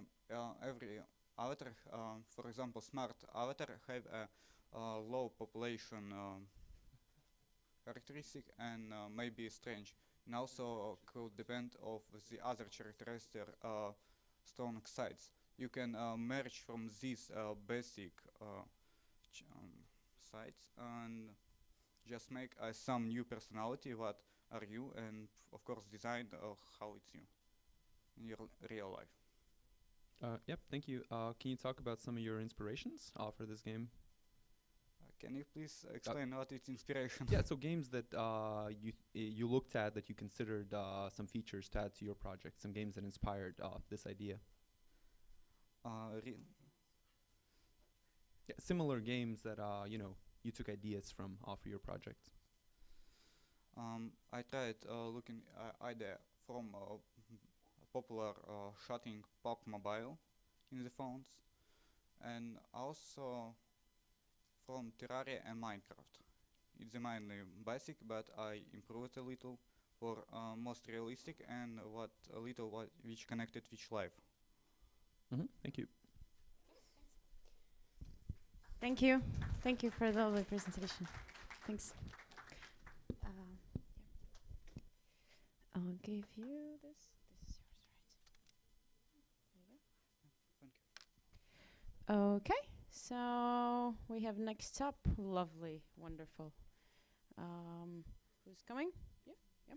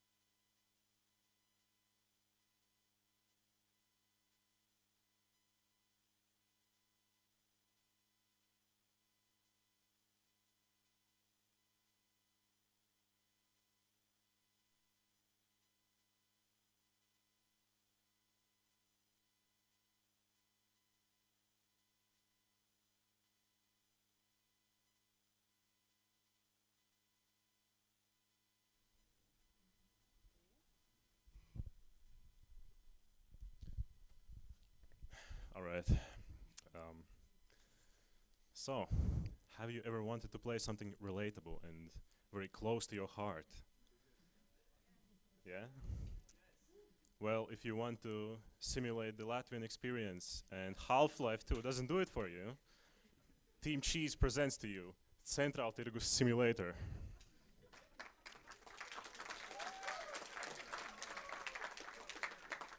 So, I'll quickly take you through introduction, what we have been working on, the process, and some future steps, and a little quick demo at the end. So first off, a little bit about the team. So my name is Matis. I'm majoring in musical performance at the Latvian Academy of Music, but I also have a little experience in Unity and with programming in general. And then we have Una. She's a first-year computer science student at the University of Latvia.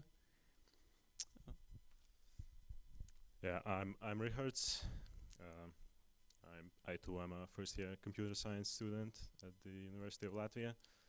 I also graduated a music school, just like Matis. And then it's our artist, Carlis, right there at the end.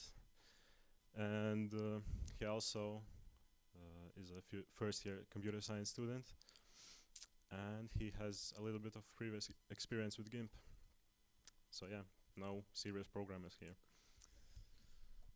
So the initial problem was, first of all, we didn't have any ideas when we signed up.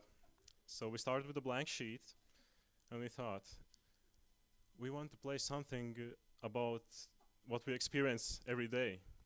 And there's no representation of Central Tirgus in the gaming market, let's be real. And well, there are quite a lot of fighting games too. Was there Tekken, maybe Mortal Kombat, Street Fighter? Not boring.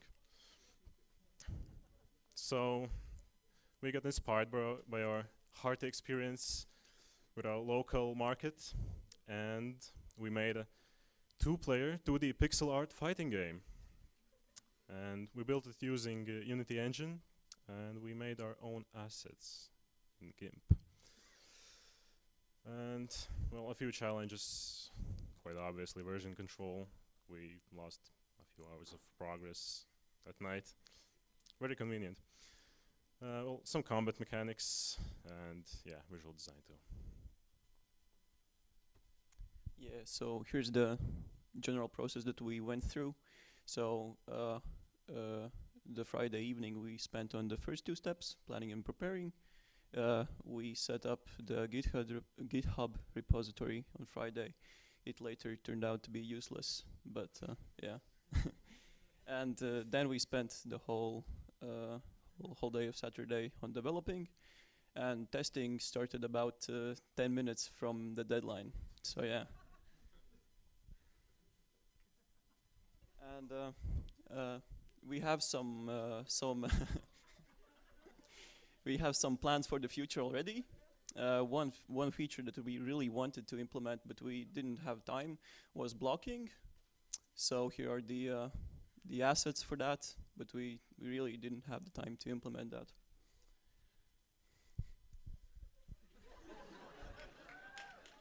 Now the best part in fighting games, the special powers. Well, we have a bit of our own, and it's the power of autocolons. So obviously it restores the health and increases the attack speed, just like in real life. Well, obviously we need some new characters, because right now we have only two. And the new character could be a policeman. There's a lot of them there. And he could have a power-up of a taser.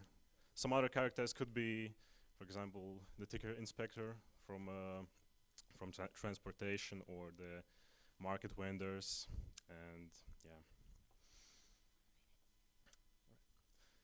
Some other future plans include visual customization. So, for example, you can have other colored tracksuits.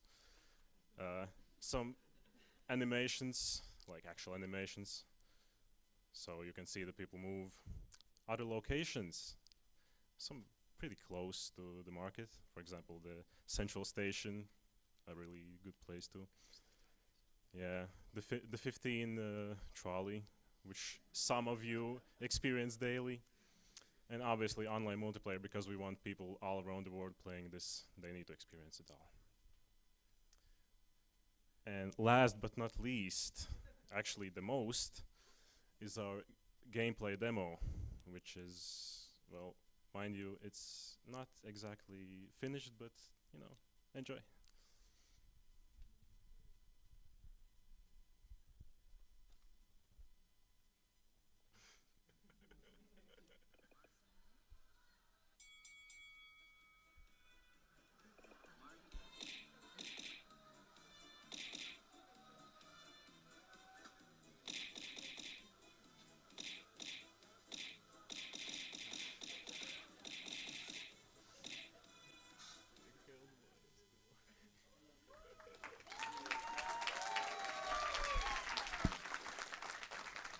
Thank you.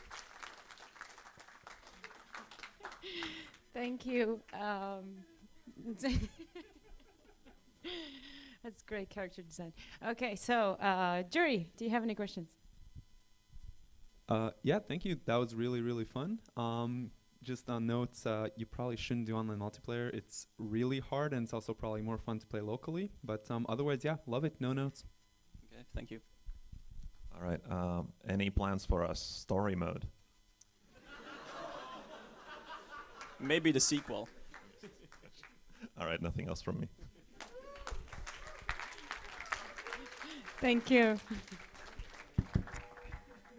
Thank you, guys.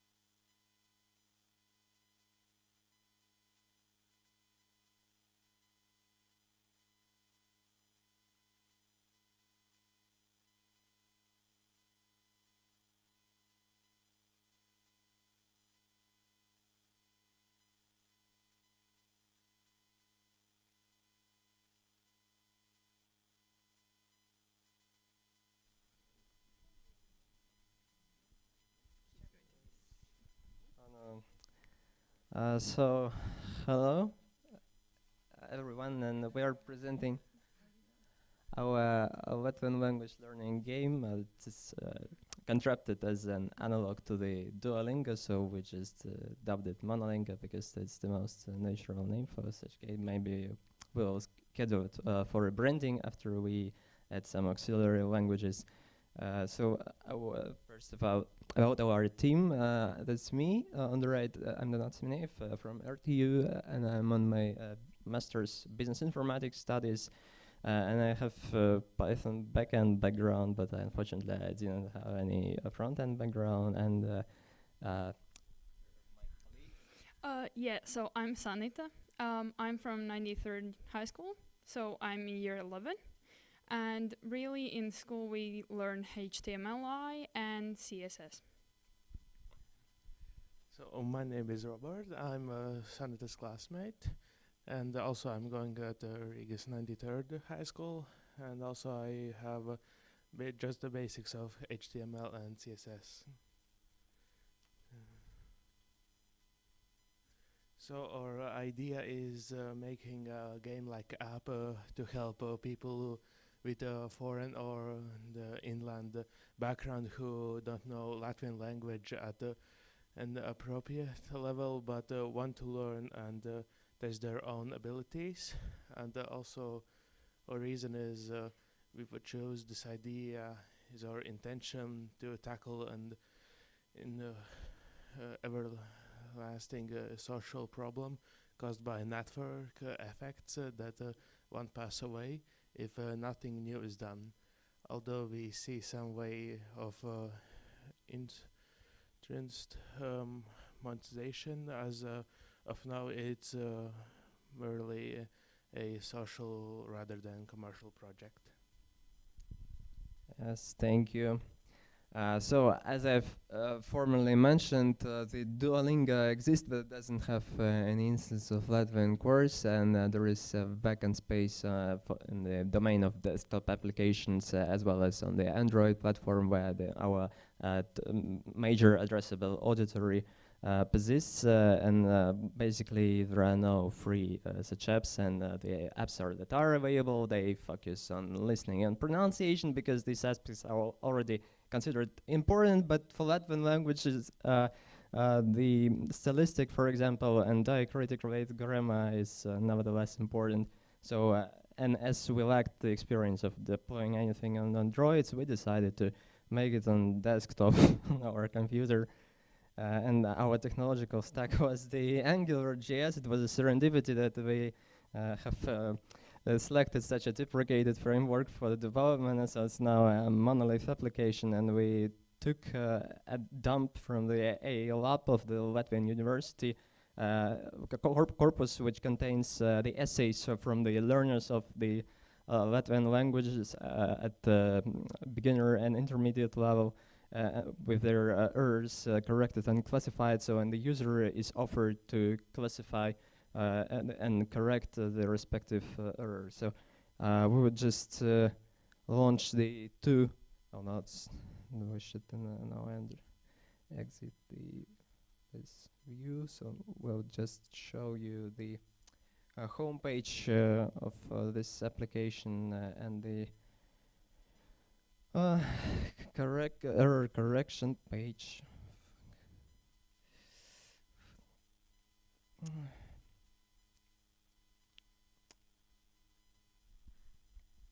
Yes, so finally it is.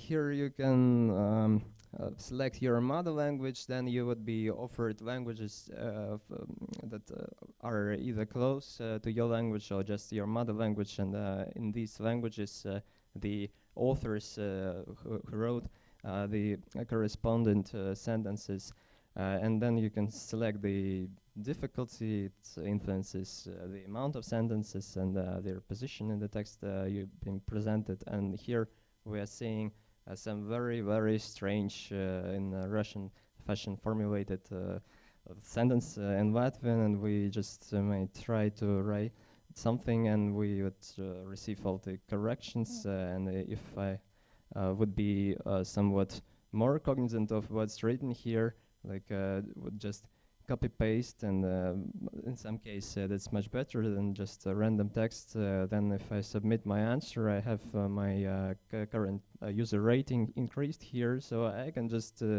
skip the assignments, I mean, in exchange for a game currency amount. And ultimately, if I just submit all the answers, I'm getting a new badge here. I mean, in the beginning it was an angry bird, but here is the raccoon, the mascot of our hackathon. And if we navigate further, there are future of plans that we had no time to introduce. These are the many tasks common to the NLP domain that can be also implemented in our app, because there are many sensible tasks. We can provide news, interesting materials, introduce two and multiplayer modes so that people can challenge each other in the domain of Latvian language, and just basically add some extra new languages, because Latvian is just one of thousands of underrepresented languages in the world. So, and there are also technical plans for our development. I mean, we can move to other platforms and, of course, supercharge our design. Yes, and here is just for some of you that who are in the domain, these are the names of the tasks that we would like to implement in the future. So thank you so much for your attention. And do you have any questions? Nice, thank you. Jerry, do you have any questions? Hey, thank you for the presentation. There was some sort of a currency system. Yes. So you could pay to skip a task. So how does that work? How do you get the currency? I mean, how does the user get the currency? Yeah, let's start for that. Apart from just spending real money, he can complete some challenges and maybe win the monthly arenas like those who occur from time to time on chess playing platforms like Lichess, and I suppose that's a viable way, because they will be all held under a strict time limit, so it's a big stress even for a native speaker to earn really high rating there. So I suppose that this wouldn't cause a really high inflation in this game. So, right. So from if you learn, basically the award for learning a language is that you can skip learning a language. No, I mean it's not that you just skip the assignments. It's just that you get a if hint. you are Yeah, stuck I'm being a bit with mean. with the overcomplicated task that you consider overcomplicated. There are no overcomplicated tasks in this game actually. Well, then you can just be shown a hint if you wish. That's a very common feature. All right, thank you. Thank you for the presentation. How will the selected mother language influence the tasks? Yeah, so as I have it flagged, maybe, well, I was clumsy at that moment. If you select some mother languages, then you would be presented the tasks that were originally created by the native speakers of that language. Or those of the similar languages, like here we have Norwegian and Swedish, and those who are familiar to the topic, they know that Norwegian and Swedish are just the same, and virtually, and you can be just cross-query to avoid a very small sample of the available tasks, because our data set is not infinite. So for some languages there are about hundreds of sentences, but for some, of course, not. I mean, for Persian, for example. So you focus more on mistakes made by, for example, Russian speakers when they're trying to talk Latvian, right? Yes, it's these are the important users of our auditory, because it's a very common situation when a person has mastered Latvian highly in the respect of words, but the respect of stylistics is still just Russian. All right, thank you. Thank you. Thank you, team. Okay, next team. You should know who you are. Where are you? Yeah, nice. Come on.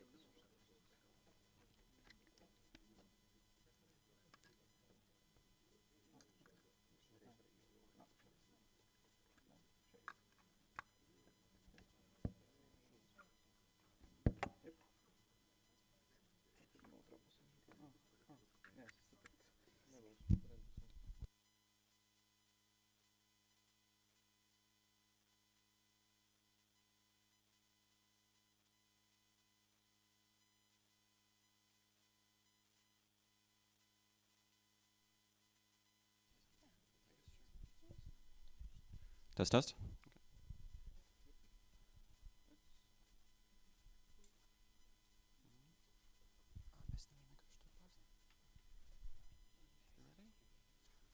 All right, hello everyone. Glad to see you all so cheerful today. We are Team Gary, and we would like to present the game that we developed during this hackathon, Gary Geddon. All right, next slide, please. A little bit of self-introduction. We're all first course students in different universities. I am an avid UX and UI designer. That's my passion. And I'll let the others introduce themselves as well. Well, I mostly do full stack web development in my free time, but I also like to participate in game jams. So, yeah. I usually do programming and in a little bit of everything, but for this one I was the 3D modeler and I guess animator. I like to also program. In my free time I usually do some sort of back-end development, but I also like to participate in game jams and do game development and game design. So, the idea. The idea came to us from tower defense games, because most of us are huge fans of tower defense games like Bloons Tower Defense 6 and Kingdom Rush. So we thought, how could we innovate on tower defense the tower defense genre? We were struck with the idea that we could take it to the realm of artificial reality. And after initially testing the idea with the Unity project, we realized that it just works. It feels natural. So, what are the advantages of bringing the tower defense genre to AR? What did we find? First of all, you can do more complex level design. Already in the tower defense genre, modern games like Bloons Tower Defense 6 try to innovate on the concept of a track, with the enemies splitting through various routes, or, for example, the routes themselves shifting. But what if we could take that to the third dimension, and we also it also implemented some sort of verticality, where you had to think in 3 dimensions. Then there's also the real-world movement aspect, where you have to physically move around the tracker to see the entire level. And of course, it's a largely unexplored market, because sure, there are games like Pokemon Go, but there are no really well-known popular games. It's not an oversaturated market. Okay, so now we're going to do a live demo of the game. Discord. Yep, I'm just gonna share the screen. Yeah, so we have the Gary Geddon app. Start, we get information to download the target, which is the game area. I understand. And once the game is loaded in, we can see that once we scan the target from a side that doesn't have any sheen or glare. Can you get in a different position? Oh, there you go.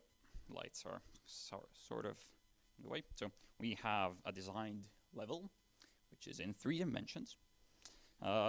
It's colored based on the distance, as it's a feature we can do in AR.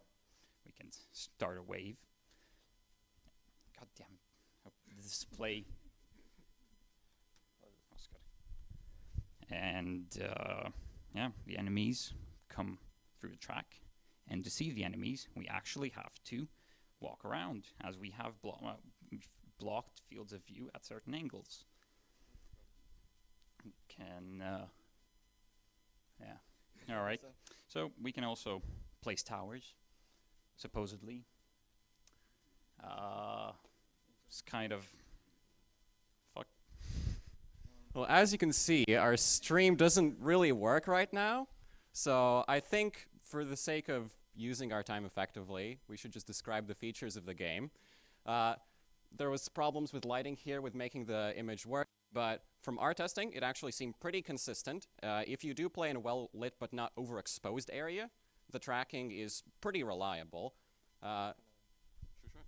If I can add a note, the image was displayed on a reflective screen.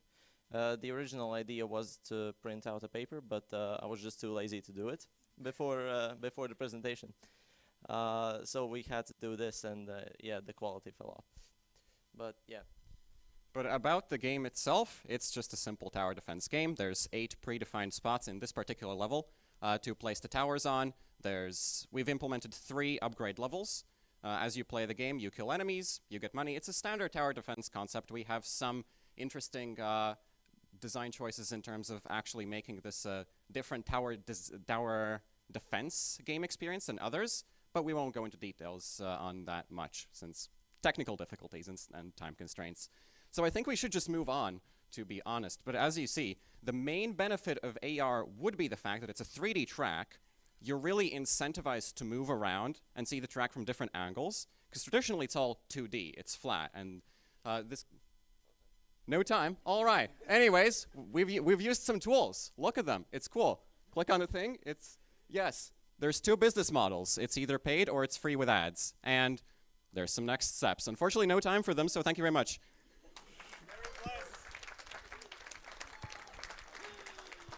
I love that problem solving and quick thinking. It's wonderful. Okay, jury, do you have any questions? Hey, thank you. So what are the next steps? Can we bring up that slide? Yeah, thank you very much. Thank you very much. So it's all an iterative process. This is not like a linear track that we're going to follow. But the essential idea here is to first refine the game, because as you can see, we really need to do that. We can improve the air stability, which, again, technical difficulties and stuff. We just need to sort those out, first things first. We need to add more content. Since the game still only has 1 level, there's a limited amount of towers and enemies. We can definitely expand in that area. We need to do a lot more testing. We didn't have the time to develop it. We were more focused on just making the prototype work, that we didn't end up having time for that in the schedule. So this is something that we would want to iterate and return to a lot. User testing is really important. We value that a lot. Getting that feedback, seeing what it's really like, what the problems are that you can address, seeing how the player actually interacts with the game, etc. Then release it to the public. And one feature we would really want to implement in the future is enabling player-made content, since that's how games like Trombone Champion are able to, where some games that have good user-created content tools do really take off well. So that's a feature we want to implement. All right, yeah, thank you. First of all, good job on actually doing a live demo. So yeah, that's pretty brave, so that was cool. Thank you. The question I wanted to ask is, what were like some of the main challenges during development that you found, and maybe how you overcame them? All right. Well, the first real big challenge was initially we wanted to use the Unity officially supported AR solution. However, it didn't work. We wasted the first day trying to get it to work. So that reduced what we could do in that time. But we shifted to Euphoria because that's an AR engine I have had a little bit of experience with, and it was surprisingly painless to use. From a game design perspective, it was a bit tough to figure out how to make the AR thing not just a gimmick, something completely useless and pointless, and also, but to turn it into something that you can, that actually is integral to the game. And I think we managed to play around that challenge quite well.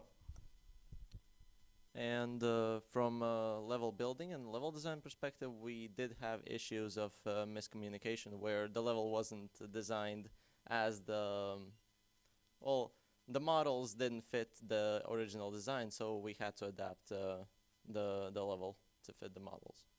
Yeah. Thank you. Can I try it after the presentations? Yeah. All right, cool. Wonderful, thank you. Of course, I really appreciate the Raccoons old jumper, so please appreciate that one. Plus points from my side, definitely.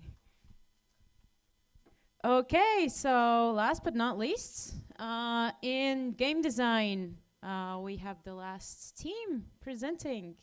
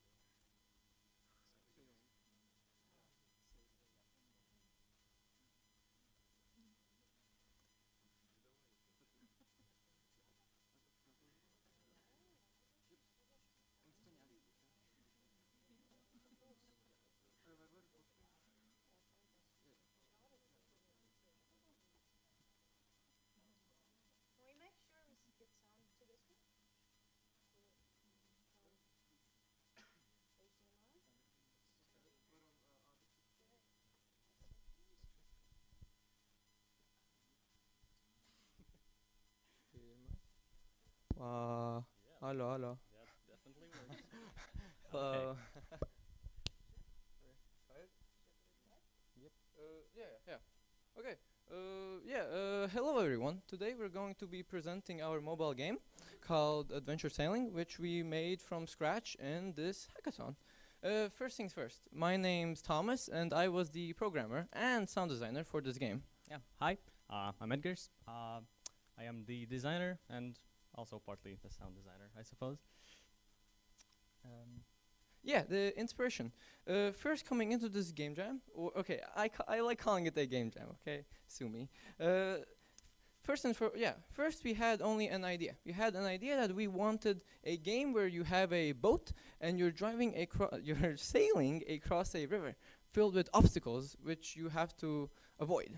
And upon coming here, we determined that we also had to have some sort of impact on Latvia per se. That's why we decided to make the river polluted and to raise awareness for pollution. Which is an increasing problem nowadays. It's pretty alarming. Right.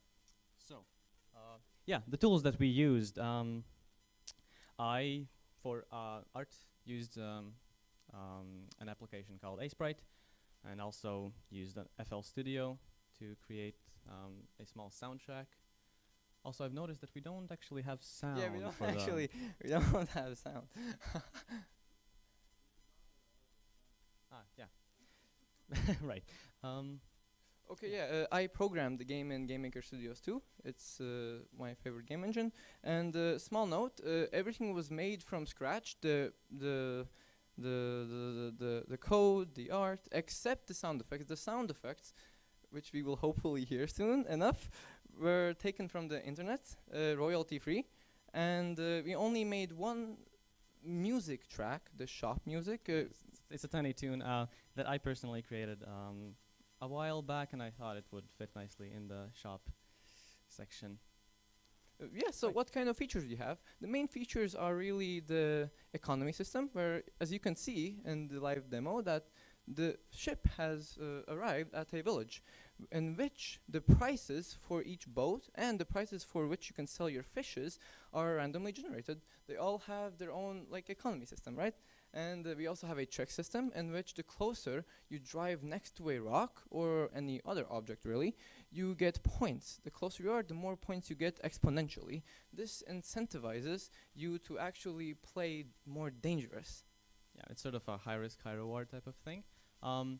You also might have noticed that upon arriving in the town, a small drop down appears holding the town's individual name that is also randomly generated. What are our future plans for the game? Well, we have many plans. As this is a hyper-casual game, we can really add almost anything we want.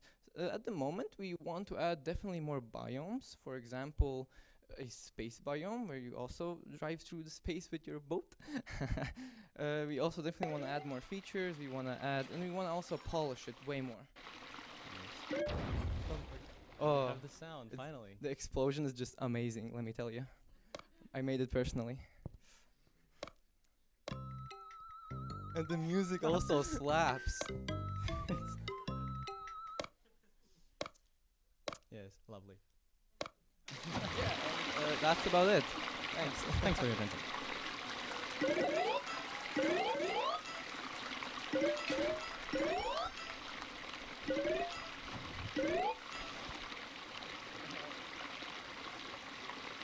Okay. Thank you. We can leave it on. Yeah, have still time, so it's good. Jury, do you have any questions? Yep, thank you. Can you talk about who did what on the team and what is your previous experience in making games?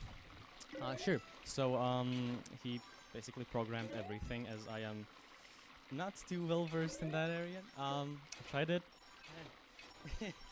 Yes, I did all the art of the visuals. On the effects, it's kind of 50-50 since we get input from me and actual coding from him. Right. We have participated in various game jams in the past.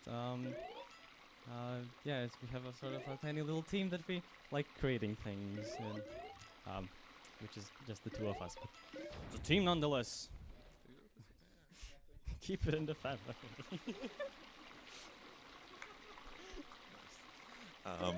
All right, you talked about adding a space biome, so how does that relate to making an impact? Right, there's also space pollution. It's True. very thematic, and also it's quirky and fun. Nice. I'm good. Okay, thanks for the questions. Thank you, guys. Thank you so much.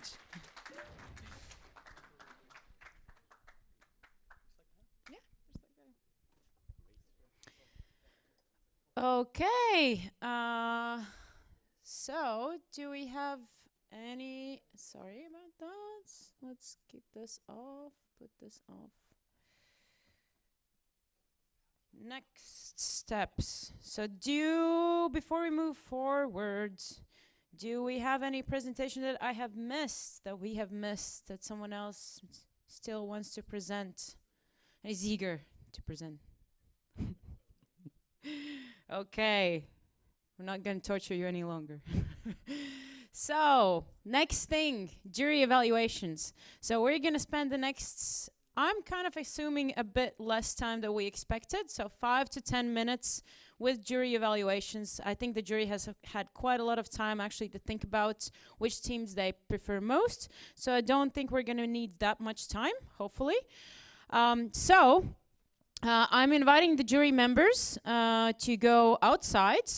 Each of you will have a designated team member from Raccoons who will go with you. I'm gonna go with you, team. And will help you decide on the teams and will help you to prepare the gifts for those teams. Meanwhile, for the participants, while we're going to do the jury evaluations for like 5 to 10 minutes and gonna put the live stream on a pause, I'm inviting all the participants who are here, all of you who are here, to go on DevPost and vote for a project of your choice.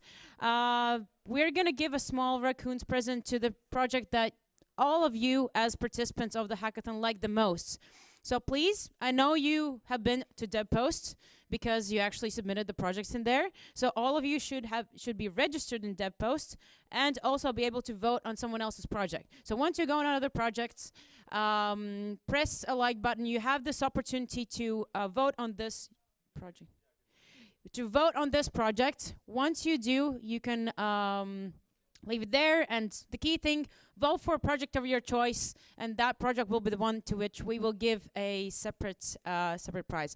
Okay, so we're going in a 15-minute break, most likely less, 5 to 10-minute break during the jury evaluations, and let's get let's meet back here in 5 to 10 minutes.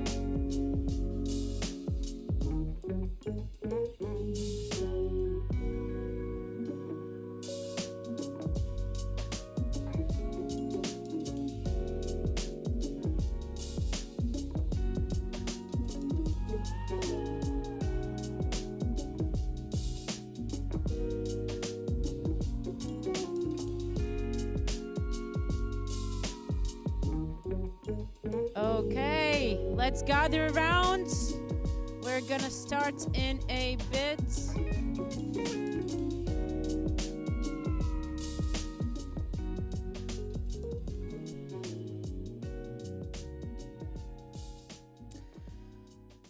All right. So I think most of us have gathered here. Yeah. Okay, so I think we can start the award ceremony.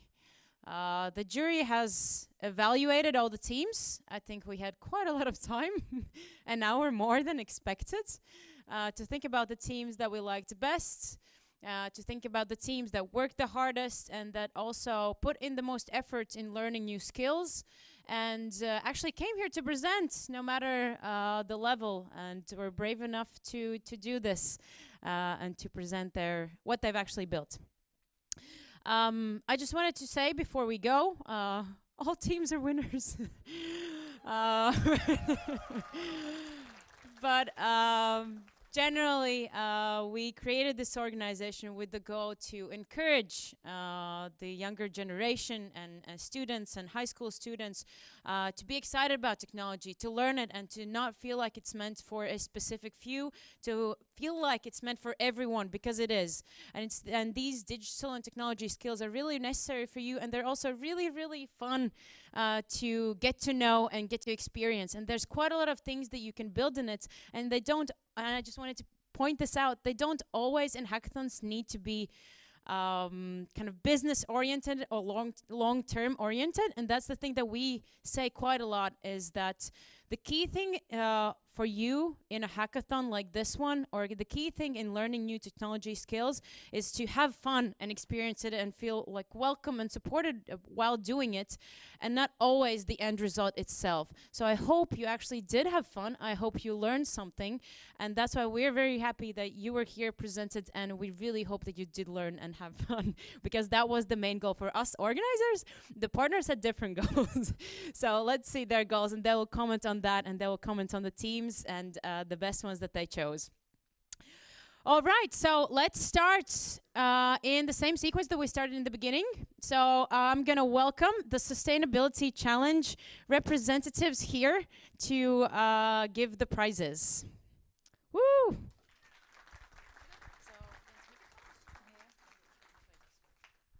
Yeah, hello everyone. So we are the Sustainability Challenge representatives. So my name is Solveiga, so we are the jury. So the Sustainability Challenge has been supported, and you have been invited to participate in it. It is supported by SC Student Innovation Program, which is co-organized by Stockholm School of Economics in Riga. And so therefore we have invited also our partners, so Seb, Remy, and Printify. So you must have had a workshop yesterday by Printify to participate in this challenge. And we as a jury, as representatives, have also evaluated the teams who have joined our challenge. So I will give floor to Dmitry. Right, so first things off, there are no losers when it comes to working on sustainability. There are losers if you do not, which is an important thing to keep in mind. But that being said, we were very happy to see the two presentations. There were interesting ideas raised, prototypes looked great, and we did have to choose. And what we chose was that shopping sustainably is important. Finding new ways to engage customers in sustainability in possibly gamified ways is important.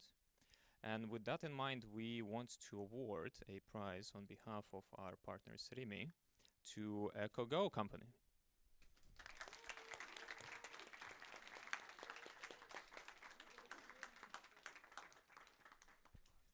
Your presentation was very good.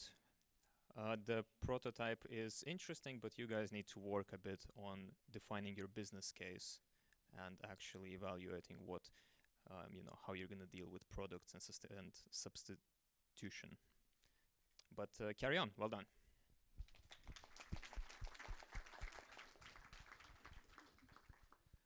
And I mean, who could have won then? Please, we are delighted to welcome you, Save, to come and receive your main prize. Fantastic. Great idea, well done, wonderful prototype, very impressive. Great job, guys.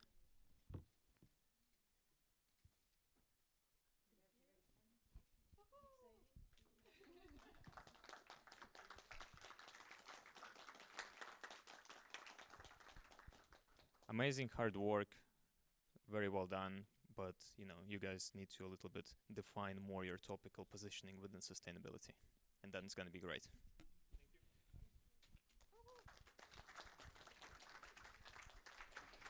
Okay, thank you. Thank you so much. All right, so next up, Deep Science. Deep Science Challenge, and Deep Science Jury, and Deep Science Awards. Hello. Of course, there are no losers, but there always are winners, and usually people start from the bottom. We will start from the top. No, we won't. We start with a special prize. So there is a special prize of a sponsor and participant, a jury member who had to leave early. So Mara. Yeah, Johan left me this honor to announce his sympathy team, and I think it's the team is really appropriate to this gift card, and this special prize from Oaks Drive goes to Ashgaun team.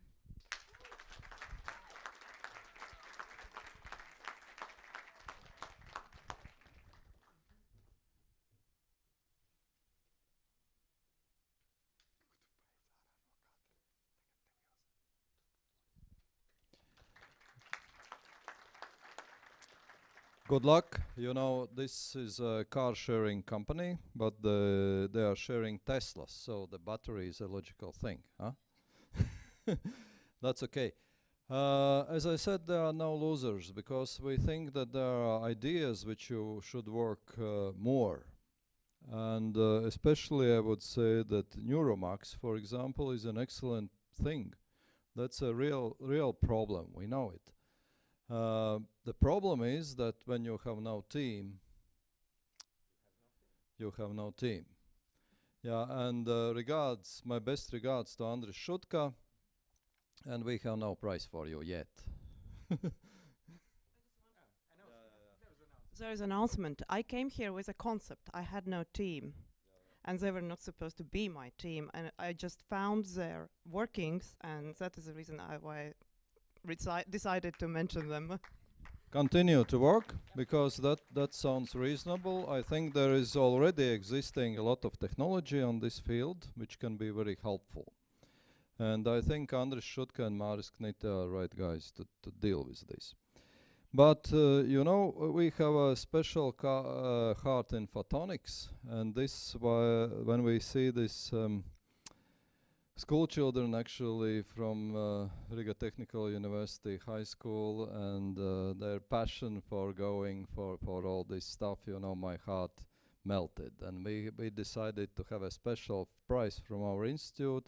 You all guys are welcome to a special excursion to our institute and some special prize for you from this hackathon.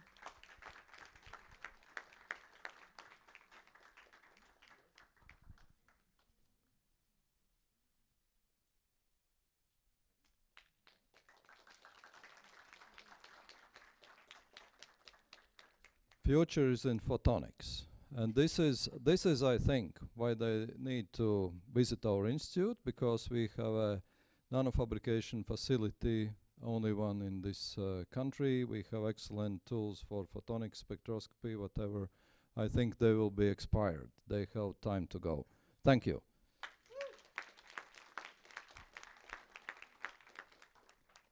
Of course, the next thing which really touched us, despite some amazing demos, was green biocomposites.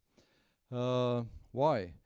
Because we think there is a future in the wood and polymers, and I think that's also a team which deserves a special prize. We always are welcome you also in our institute to have a visit, see what facilities we have there. Combined with facilities of Riga Technical University, you have full cycle to study your bio-based polymers. Is there any representative? Oh yeah, for sure.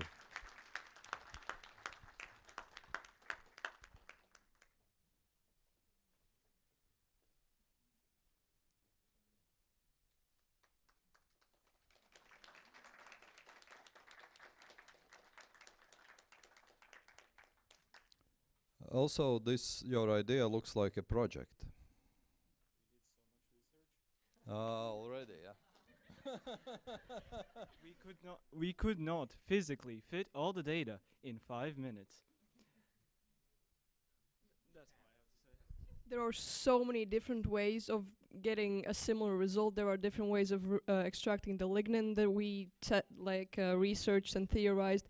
There are different polymers which we can put in for different uses. It's a very broad subject, and I think there could be divisions and kind of rabbit holing into it deeper, which would have gotten more maybe precise options. But yeah. Yeah, but you know, sometimes you should sit down and just do it. You know, and that these teams win. You know, because sometimes people are worried, oh, somebody will steal my idea. That's not true. The ideas are in air. You know, if you have this idea, thousands of people have this idea. The one who really does wins. Go. And the final prize. And now for the main for the main prize. I'm so honored to present the main prize, but since I'm a very talkative person, we're not displaying something we don't need. Since I'm a very talkative person, they know where it will end up. I would personally say a few thanks from my side. First of all, thank you to all the high schoolers here. Okay. Especially the high schoolers. Thank you so much, guys. Because it's when I hear that the 11th or 12th grader says that the 7 years ago that was the paper that went viral, it melts my heart. I think we're not lost as a society generally. Yeah? So thank you. The second shout out goes for the game people, both for the Central Tergus.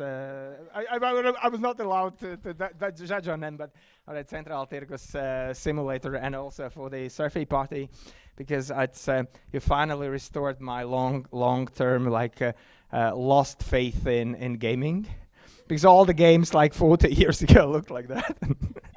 It was so dear to my heart. So thank you for that, for those moments, and having pulling some jokes here as well. But I think you'll be rewarded for that. Don't worry, that's your task. Now, now as for a few things before we move closer to who's the winner. First, guys, it's really deadly hard for some of us and for most of us getting on a stage. And we get it, okay?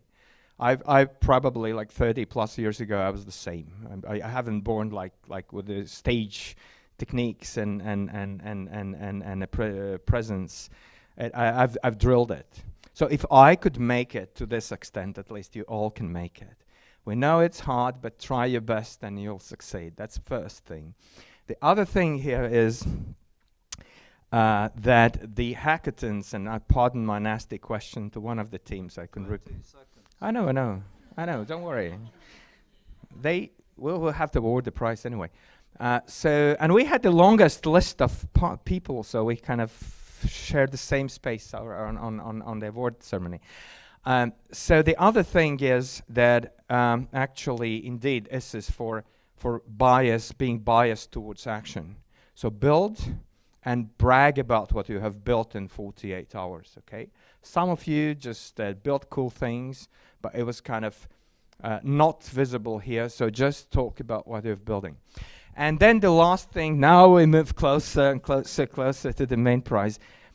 That's a solution that seems to solve a real problem. That is a solution which has been conceptualized and developed throughout the hackathon. And that is a solution that is tech savvy, and that is a solution which can be possibly scaled up and down and number-wise and everything. So desalination technology. And while they're coming on stage for this prize, no strings attached, I can offer you a shortcut in the essay incubator. If you just talk to me, I haven't discussed it with the incubator management, but I will use my authority to push on that. So it's another 4,500 for a prototype. Thank you, guys.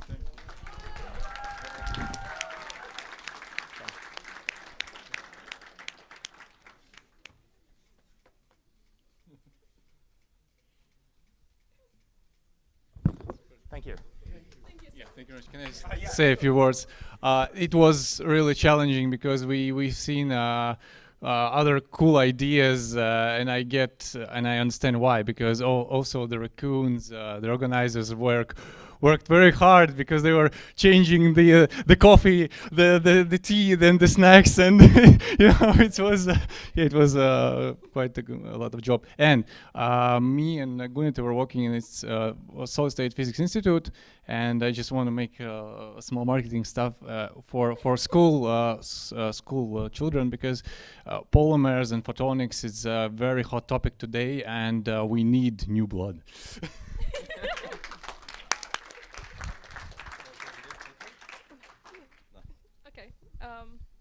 I guess I can say a very huge thank you to my team for actually helping develop this idea, because when I first came here, the idea was actually slightly different. It was very different, actually. We wanted to work with biology more, but since we are a team of potential electrical engineers and microfluidic engineers and a photonics person, we together came up with this novel idea, which I think is actually a really, really good one, and we could maybe make a project in the future as well for ESSP, and potentially actually develop this technology in the future. So, yes. Thank you. Thank you.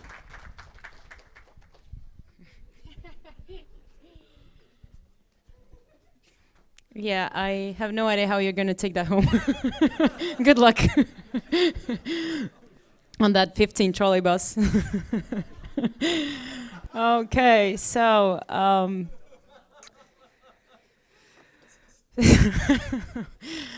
so next up we have Data and Healthcare Challenge. So Loma and Krista, come up to the stage and announce your winners. Okay.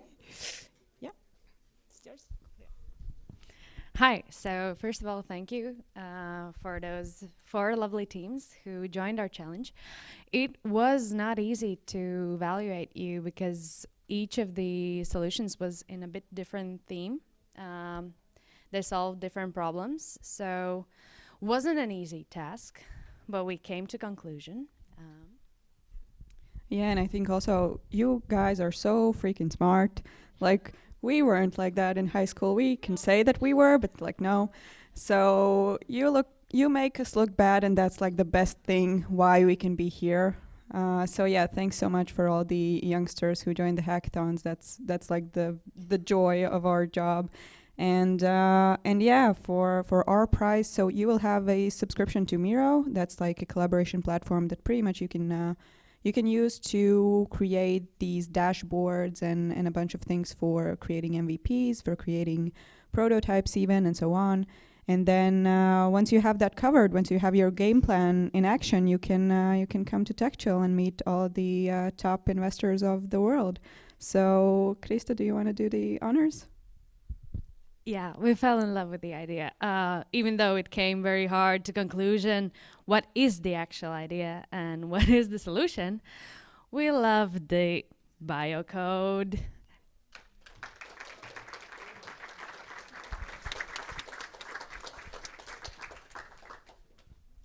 So thank you guys. You will need the Miro app to help to get your presentations ready for the investors. Wanna come here?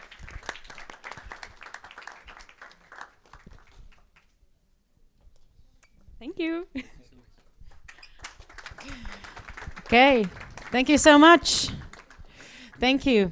Okay, and the next up, Game Design Challenge and our lovely jury.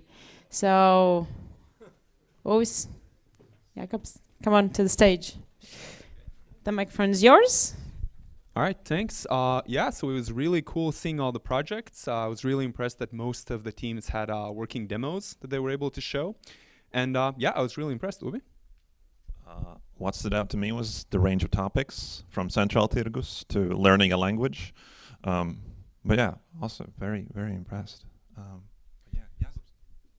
Right. So before I announce the winners, I just wanted to let all the teams know and invite them to the Global Game Jam, which is going to be happening on the 4th and the 5th of February in Riga. So it's another 48-hour game jam. Also lots of fun, lots of people from the community. So all the teams, yeah, you should really join.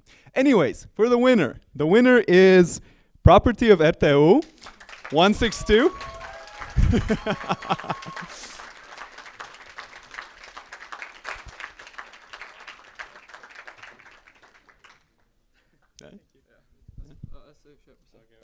Absolut. Absolut.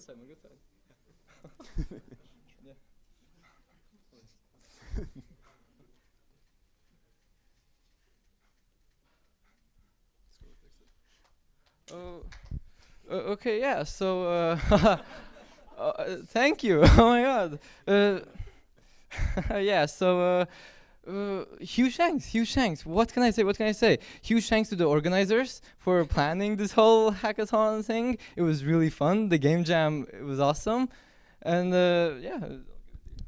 By the way, for those who might I, add, for those who don't know yet, you can also play our game on your own phones from the link that is in the website, I believe, the submission.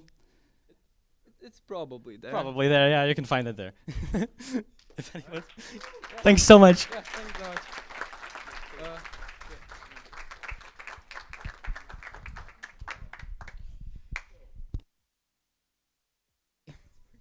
Okay, thank you so much. Thanks to all the teams. Thank you to for participating, for being here, for working so hard on all of these projects. And a part of that, I also wanted to thank our partners, of course, all the people who were here in the jury and their representatives, to RIMI, to ICB Bank, to Swisscom, to Latvian Investment and Development Agency and their Technology Business Center, to TechChill, and to the University of Latvia Institute of Solid Physics. It's always a tough thing to remember the translation. Yeah, and thank you so much for being there, for supporting these challenges. Obviously also to the SE Innovation Program, which is the chance for some of you to actually participate in it and get your ideas further in the next stages, especially for those of you who had ideas and took them to the prototype levels to bring them forward. So, yeah, So thank you for being here and supporting the wonderful prizes and creating these challenges where participants can come up with ideas and can create them. And a part of this, obviously, we also really want to thank our community partners, to TechHub, to VCS Space, to Riga Tech Girls, and to Game Dev. Yes, the wonderful guys in here. Obviously, we couldn't do it. Yes, we couldn't do it without you, because we are ourselves, the Raccoons, are a community-based organization. We're a student-based organization, and most of the stuff that we do is community-based, and we work together with other communities. So basically getting the message across that this hackathon is happening, those communities helped us the most. So thanks to them, a massive thanks to them for all of their support that they've done with us and together with us, and hopefully we'll do in the future. And I also definitely must say a big thank you to the University of Latvia and to the University of Latvia Student Council, without which this wouldn't have happened. They're the reason why we have this location. They're the reason why we could have all of this event space and all of the food that was too much food. I think everyone can agree. And all of this happened because of their support too. And it's really, really important that they are continuing to support student-led events and student-led organizations and initiatives. So thank you to them so much. And last but not the least, thank you so much to the team who were here and worked very hard throughout these nights and spent all their time. So big thank you to the loveliest team. The team's there, sitting, right? Thank you so much, all of them.